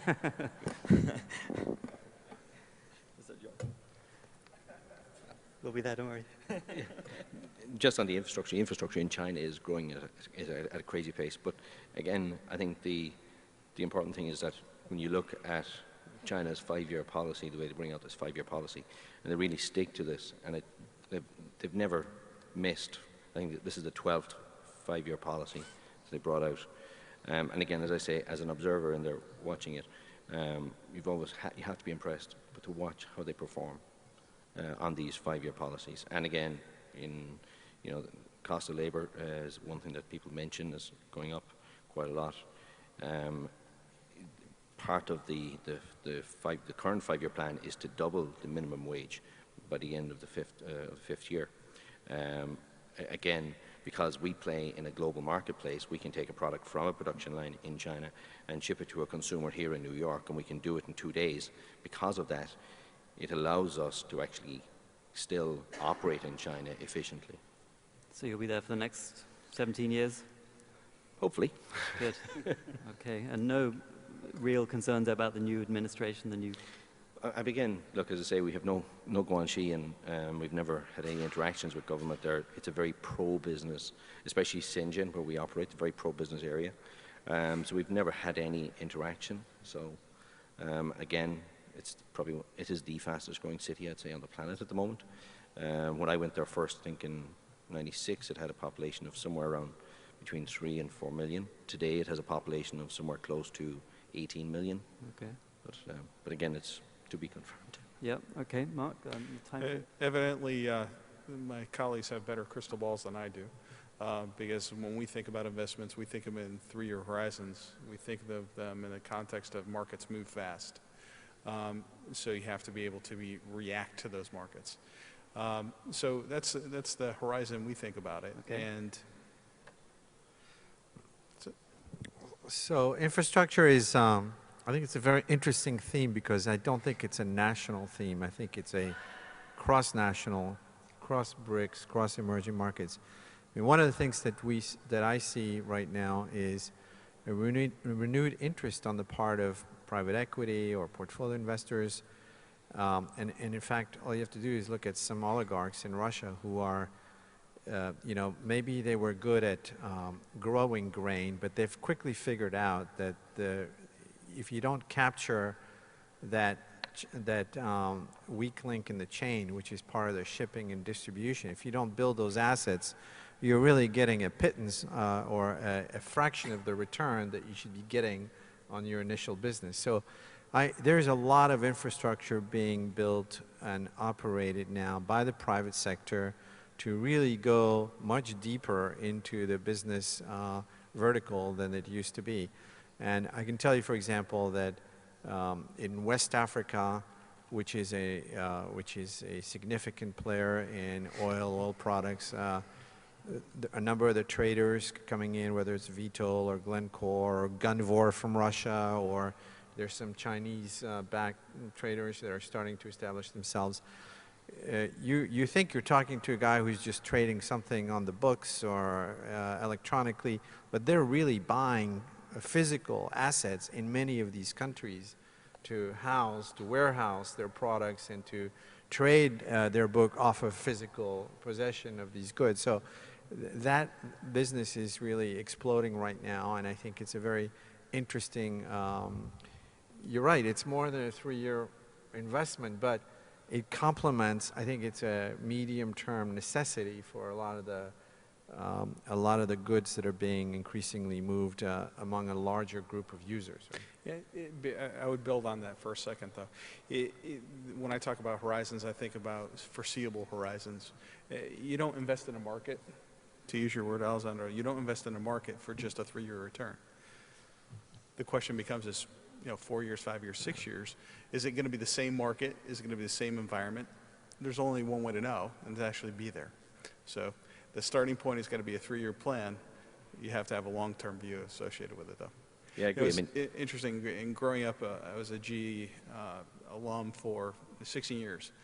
Jack had always said a very simple thing. If you take care of every quarter, the long term takes care of itself. So again, we would think, for especially where we operate on the factory level in China, you have to be committed to the community. You've got to be committed. You can't just say you're going to go in for 3 years and want a 3-year return. You've got to stay committed. You've got to be doing everything possible to make your business viable, and that's working with everybody in the community. Okay, thank you. I'd like to open up for questions, but before I do, just one last question really related to a broader BRIC point from Stephen's presentation this morning. The idea of building ports, building infrastructure to take raw materials out of the other BRICs and put them into China, which is going to turn them around and sell them back to you at a markup and get all the value. What does that mean for BRICs? I mean, are we all working to make China richer, and what does it mean for the BRI? In the case of Brazil, I don't see the history quite like this. I know China is a large economy, so they need natural resources. But before China, United States was our main buyer. So I think it's everything related to our internal policies. If we sit still and we just sell the products that naturally we have, probably that's the future. But that's the act of doing policies in terms of change that. what I'm not saying, there is not a trade-off between sell raw materials and being industrialized economy. There is not a trade-off on that, especially because natural materials is there. I don't believe, for example, I'm going to give a very simple example. Let's take one of the sectors that disappear in Europe and disappear in the United States and is still fighting Brazil is the shoe sector. Okay. Shoe sector start probably in Italy, developed quite a large number in the United States in the beginning of the 40s and 50s, and developed well in Brazil and was transferred a big portion to China in the region, in Shenzhen, is the region around that region, the province is Canton, is where they produce shoes in China. And mainly, I would say 60 to 7% at the beginning of the 80s was transferred from Brazil experience to China. So you could walk in Guangdong, for example, the region, and you see Brazilians with football t-shirts from different teams of Brazil, and was amazing. Because how you can have a community of Brazil in the middle of Guangdong, a region that was not very developed, and Shenzhen was almost a forbidden city because you need to have permission to go to work there.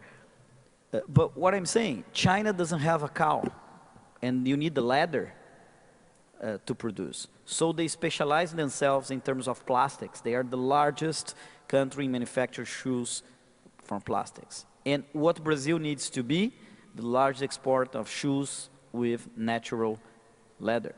So I don't believe that you stop the exports of leather would make a good thing for Brazil in terms of being the largest producer of shoes.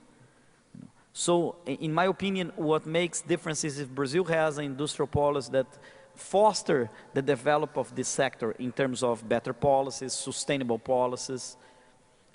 So I believe, answer your question is that I don't see the futures, Russia exporting petroleum, South Africa export minerals, and Brazil exporting minerals and petroleum to China, and China is going to be a richer country. I think every single country is searching for own model. And in my case, in Brazil, I don't see a trade-off between agriculture and natural products and to be industrialized country, because we saw in Latin America what happened in the case of Costa Rica, when a country leaves the agriculture, start to focus on call centers and semiconductors, and after just stop and say, I don't have any more food, they need to import all the food. So all the money that they make from the call centers and medium and high technology they need to import food. So I think what we need to do is to find a balance between those two countries. As example, China. China is the largest, as I said, agriculture product in the world. They produce almost everything, not soybean, but almost everything. And they are fighting to be an industrialized country. Thank you. I would like to open up now to questions from the floor, if anyone, yes, sir. Yes. Here in New York, you see a lot of tourists coming in from Brazil, as you mentioned, and from China. They're not poor people, they're middle-class people, mainly educated. But I noticed that the Chinese speak English. And the Brazilians very rarely will speak English, even the most educated. And there's only a couple of countries in the world that speak Portuguese. Do you think, from what I observed, do you think this is true, that Brazil does not have a lot of English speakers? And do you think that's the case? It will hurt Brazil in the long term. Thank you. No. You will not hurt Brazil in the long term, and basically because we need to learn Chinese. No, I'm kidding. Okay. Okay. No, I would say that middle class in Brazil, as a middle class, as a newborn middle class, doesn't speak English, and we need to learn English. But why China has a lot of people that speaks Chinese? What happened is, 10 years ago, a little more than that, China has a very strong policies to make Chinese to learn English because the Olympic Games and the Expo. So the large events help a lot of Chinese to learn English. That's the first thing, not the mainly thing. Second, the Chinese policy of sending abroad the students, it's very, very well succeed. If you go around England, if you go around Australia and here, you're going to have a lot of Chinese doing PhDs and graduate studies and undergraduate too. And that's a new thing in terms of Brazil. We just launched for the first time in history what we call Science Without Frontiers. We are sending, numbers are not high as China, but we are sending 10,000 students to do post-graduations in other countries. So I think speaking English is a challenge, but is not what's going to make Brazil be different in the future. You know, otherwise you have countries that they don't speak English and doing well. You know, so and although I think in the future you're going to have more people relatively speaking English in Brazil than you have in other big countries, like Russia, for example. It's very difficult to find people in Russia that speaks English when you go to the country, or even in China, not the Chinese that go abroad, but if you go in China and try to take a cab, or it's difficult. You need to know a little bit of China to be Chinese to be in Beijing or Shanghai. No, so I think it's a challenge that we have. Thank you. Do we have any other questions from the floor? Yes. We have heard a lot about how doing business in Brazil seems difficult, and Deputy Alessandro Teixeira has defended that it's not that difficult, and even if it's that difficult, it's still worth, which I agree.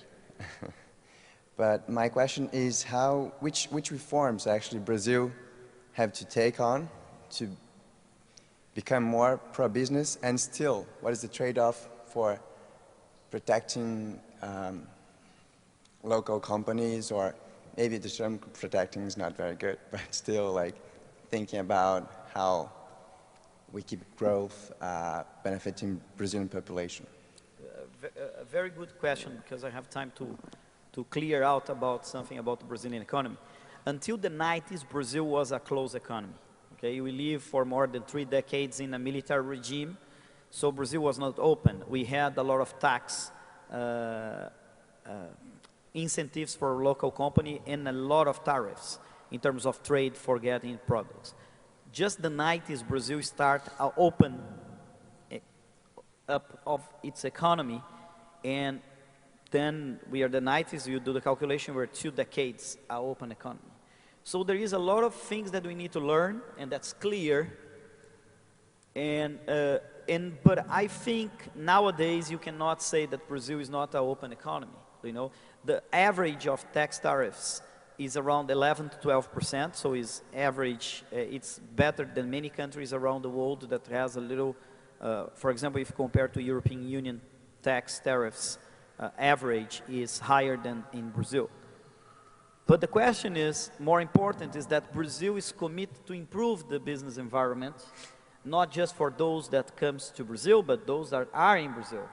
Because again, and Mark just mentioned, the economy during the 80s was not an open economy. The economy after 90s is still learning to be an open economy, and better. We had stabilization of our monetary policies, because until probably mid of the 90s, Brazil lived a hyperinflation. So when you think about financing instruments, okay, it's developing and picking up now, because before you cannot think in Brazil until the mid of 90s about project finance in Brazil. It was impossible. So you have a culture that you need to develop. The concept of inertial inflation, I don't know if everybody knows what means that it's in your DNA, the inflation, you know. When I talk to my dad, that is a businessman, and all my family comes from the textile, and he said, I'm feeling pressure in the inflation, the first thing he does is to put the price up. Not calculating, not wait, but why? Because you have this DNA, this inertial inflation that is there. So to change that is a cultural thing. Probably my daughter doesn't know what is inflation, so she doesn't think in the way that she needs to raise. And when you take the whole Latin America, we had pretty bad shape during the 80s. We call lost decades for Latin American countries because we didn't grow. So I believe first is a cultural change that Brazil is experiencing. Second, we're going to be much more open in terms of the next years, but it is a common sense in Brazil that opening and pro-business doesn't mean that you lose the sustainability. Because one thing that we didn't talk too much here is about the sustainable and the environment. Different than other countries in the BRICS, and probably different than the other countries, Brazil is very demanded by its nature. We are the heart of the Amazon, we have the rainforest, so everybody is looking at Brazil about what are you doing with your nature. So there is no future in Brazil without environmental sustainability. So our labor laws, production laws needs to be preserved in those terms. Different, and I'm not pointing out any other country different than other countries.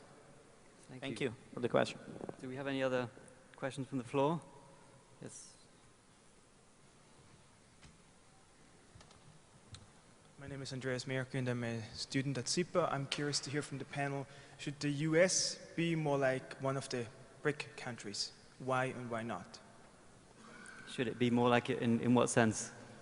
Different reasons, I mean, in immigration, logistics, innovation, policies, just in general, general thought. Thank you.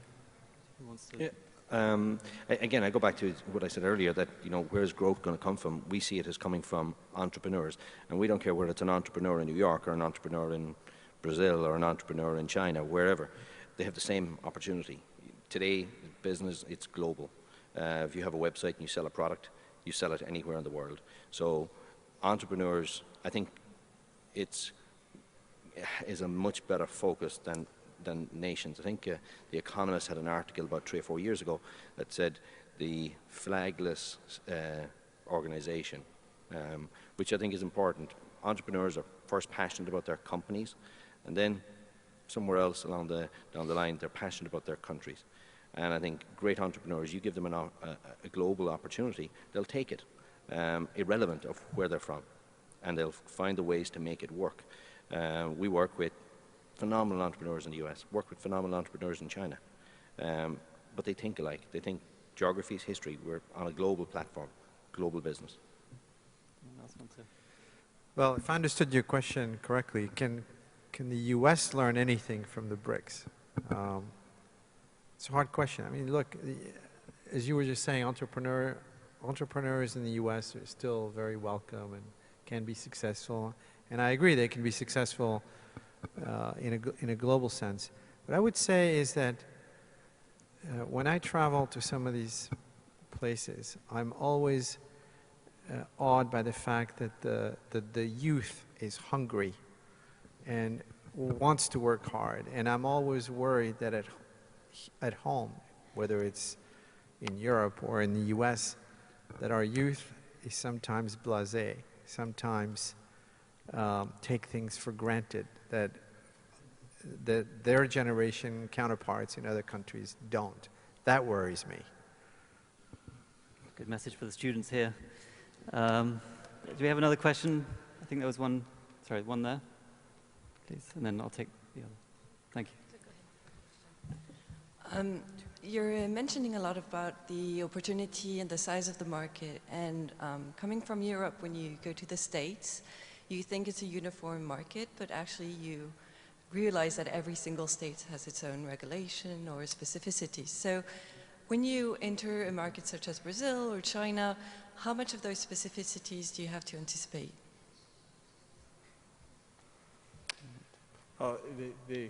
It's a great question, because as we were entering and choosing where to operate in Brazil as an example, we actually took into consideration different commercial incentive programs depending on which state was actually interested or most interested in the manufacturing presence that we were offering. The difference ends up being, and we haven't said tax, but we have to say tax. Yeah. And just the structure, forget the amount, just the structure and the complexities of doing that. In the case of Brazil, you can move a product a very short distance, and you have all sorts of different complexities associated with that. So if you're to back up to the markets, well, what we look at is we look at big markets that are, I don't want to say universal, but I use the word concept universal in the support of Petrobras, Dow, BP, locals Braskem or the Brecht, Maïsa, as examples. And we look at that demand at that kind of level as to the real definitional level of demand. I think the devil's in the details. Once you've decided that you're going to participate in that market, the question becomes is where? Where are those customers? And how do you best serve those customers in terms of your supply chain as well as the other aspects of having to do commercial business with them? That's my view. Thank you. Unfortunately, we're out of time. I know there's another question, but maybe we could take it outside on the sidelines. But just wanted to thank again Colombia, Christian, Marcos, and also Gregory, Mark, Liam, and most of all, our Brazilian Guanxi, Alessandro. And we'll see you next year. Thanks very much. Thank you, gentlemen, for a very lively discussion and for sharing your insights with us this morning. Now I want to welcome Jans Weiner, James Shotwell Professor of Global Political Economy and Director of the Center of Global Economic Governance at the School of International and Public Affairs at Columbia University. Professor Weiner will share his views on the role of governance in global economic recovery.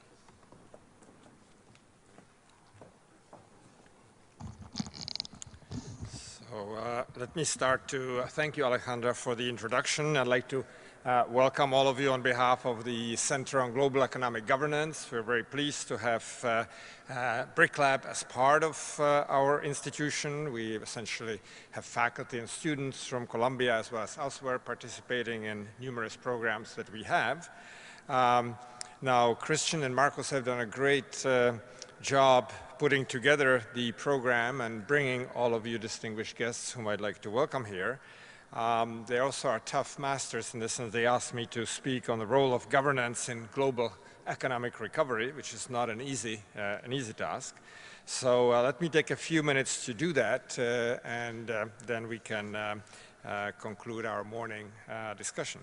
So I think the first question that's really important here is to what extent one talks about national governance or governance that's put together between countries, that one would call international, or global, really permeating the entire globe or whole big region or something. And I think that all three are needed. That's the first point that's important to stress.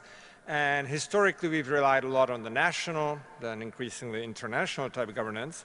But it's really the global part that's very important. So let's think for a moment of why global economic governance is needed here. And one is that the global economy is much less stable than it used to be.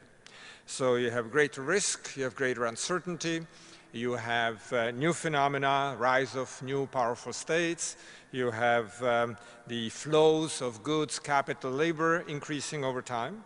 And the global economy is also less equitable increasingly and less sustainable. So we see it in the recession, we see it in the slow economic growth generally, the widening inequality of income and wealth, and we see it in issues such as climate change and so on. So without effective global economic governance, we will have a problem of greater possibility of conflicts, wars, protectionism, political upheavals of all kinds, and so obviously there is some need here to think strategically in going forward. So let me talk about a few issues which I think are important. The first one, which was touched upon here in the morning, is there is an important power shift towards the BRIC-type economies, BRICs themselves and other economies like that. And the question is, how do we manage this transition?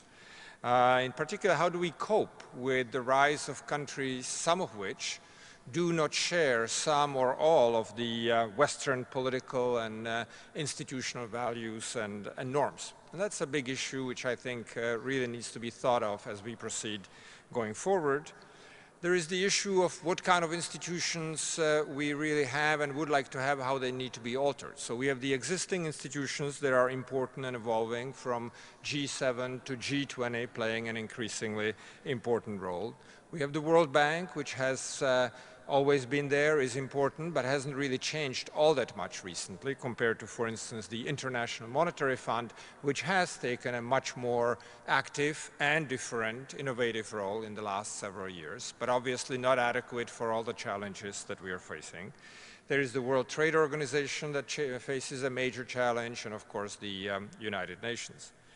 Now, there are some new institutions, both in terms of existence and in terms of what's being proposed. So we have the global financial market regulation, which is increasingly taking new shapes and forms and altering the rules of the game in an important way.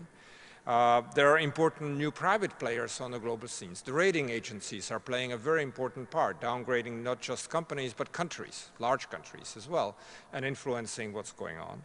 And there have been proposals for new institutions. Colleague Joe Stiglitz here has proposed the new Global Economic Council. There is questioning of should we have new global currency, for instance, things of that nature.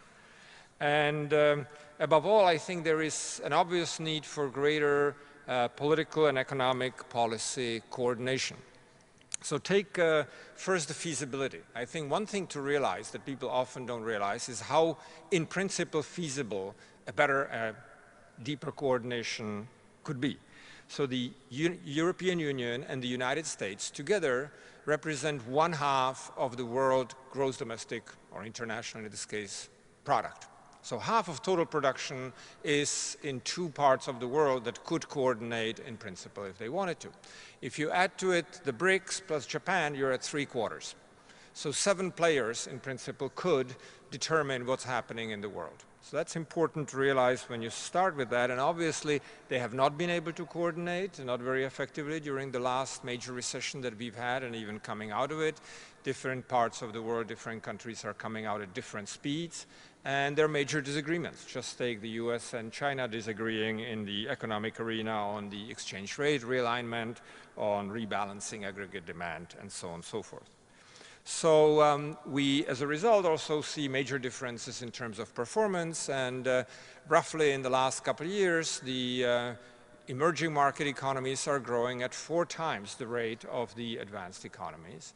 And that obviously, if it continues over time, is going to make a lot of difference. Right? But given what I just said in terms of the structure, the focus in terms of global economic governance obviously should be on the United States, America in general, Europe, and BRICs. Right? That's the tradition, but it's also where the center of gravity, where things are happening. America obviously remains still the global economic power. It's the leader in competitiveness and innovation by all measures. And the US dollar still remains the main global international currency. Right? Europe is the largest single market, no question about it. If you take a single free trade zone, Europe is the largest one. It has had a lot of challenges in integration, most recently with introducing the euro currency and so on. And there are issues in governance both at the EU level, the euro level, and at the level of individual countries. But it's obviously a very important player. And BRICs, I think, most likely, as we've seen here, the future is theirs. But we should remember that there are other countries like Japan, which were very promising, obviously remain promising, but have not fulfilled the kind of expectation, the projections that were given to them at the end of the 1980s, early 1990s. If we were here then, we would be talking about the overcoming by Japan and Europe, for that matter, of the United States. So we have to keep that in perspective. One important issue which I think we have to keep in mind is, which is important, is the debt crisis. There is high indebtedness, much higher now than there used to be a few years ago. And studies indicate that high indebtedness leads to slower economic growth. And most indebted countries are the advanced countries, such as the Japan and European Union. But a number of BRICs and emerging markets, India, for instance, and China in a hidden way, are indebted significantly as well. So that's the important thing here. Next point I think that one needs to take into account in talking about global economic governance is the fact that there isn't dependence, as very often people think of, but it's really now more interdependence. These countries, the players, are major trading partners with each other. It doesn't go one way as it used to. It's going both ways now, so all directions.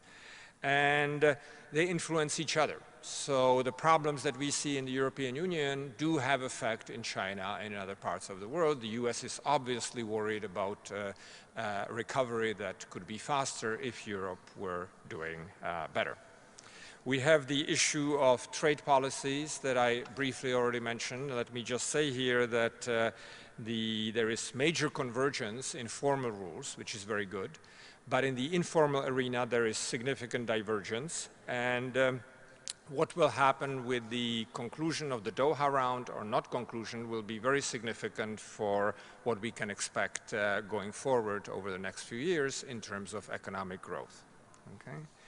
The one thing that we are observing in emerging markets, which is also an important phenomenon to be reckoned with, and it is part of BRICs as well, as we saw today, is what one could call state capitalism. So what we observe is economies that often in many respects look just like market economies, but when you look at them carefully, what you observe is that many of the important decisions are made by state and not the market. Right?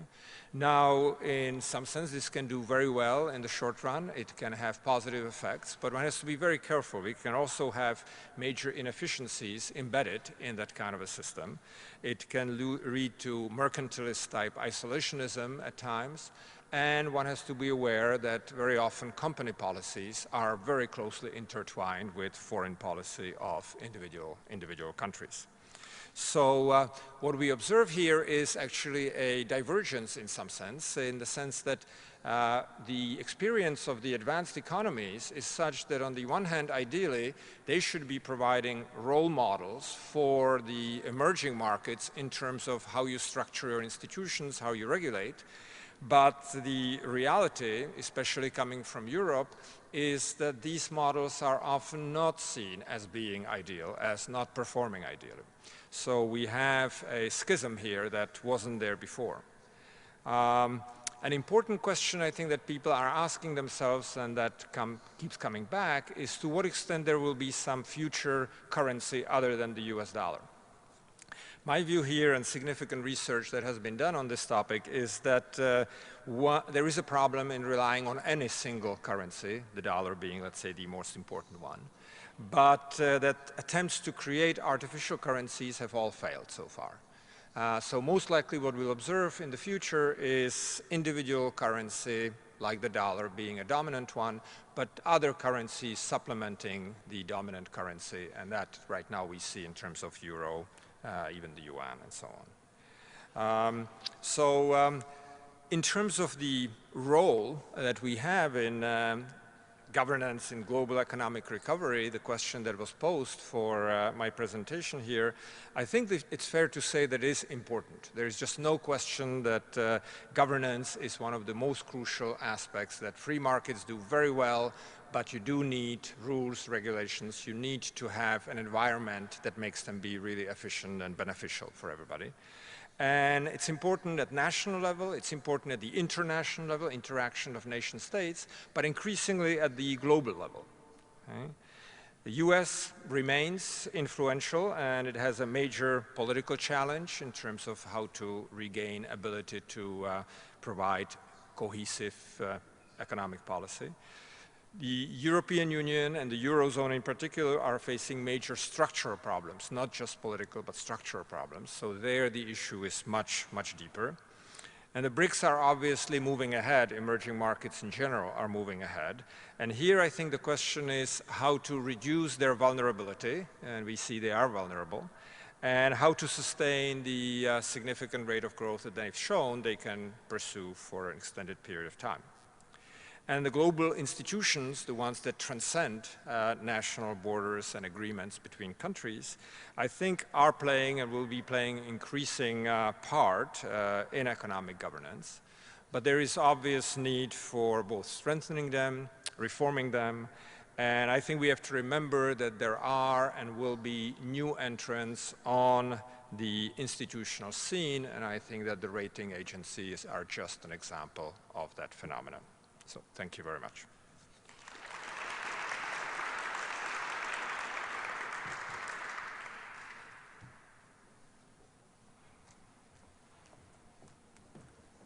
Thank you, Professor Wegner. And now I would like to introduce our last speaker of the program, Robert Lieberman, Interim Dean of the School of International and Public Affairs of Columbia University. Thanks very much. Since I realize I'm now the only thing standing between you and the rest of the afternoon, I'll be as brief as I can, but I do want to offer a few closing words of welcome, I suppose, and thanks. Columbia University and the School of International and Public Affairs are extremely happy and proud to be the hosts of the second annual BRIC Lab conference. This is a tremendous undertaking, and I think, as you've seen over the course of the morning, a fantastic intellectual enterprise and a very, very important thing for the school and the university to be doing. So I want to thank especially Marcos Trujillo and Christian Deséglises, the impresarios of BRIC Lab, for making this all possible and bringing all of us together here. I want to thank the generous supporters of the conference, Braskem, the Financial Times, and HSBC.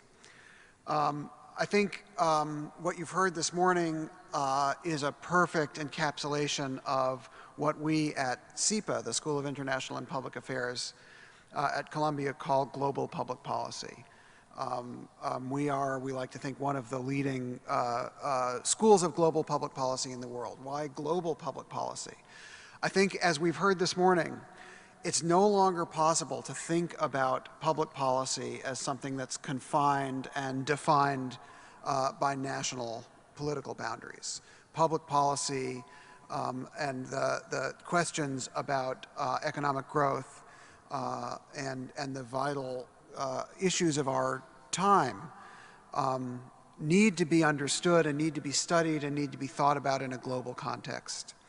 And that is what we at SIPA are all about, and that's why events like BRIC Lab and institutions like BRIC Lab are so important to us. We think that BRIC Lab will bring into, and has already begun to bring into sharp focus, the key issues in global public policy, and bring to those issues and to those questions the highest standards of research, and create a forum to bring together key players from not just academia, but the business world, the world of public policy, in the BRIC countries, from the United States and around the world. And we're deeply appreciative for BRIC Lab for doing that, and also to Jan Svenar and the Center for Global Economic Governance. Jan came to Columbia just in the last year, but already has created,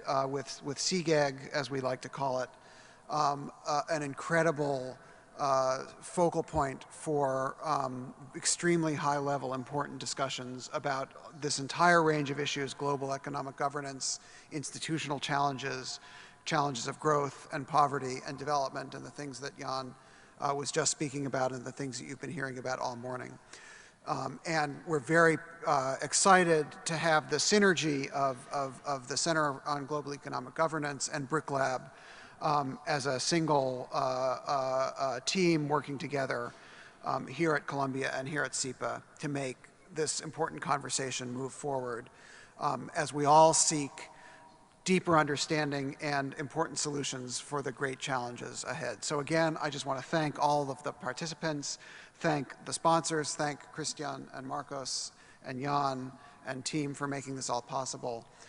Thank you all for coming, and weather permitting, I wish you all a very pleasant afternoon. Thank you very much.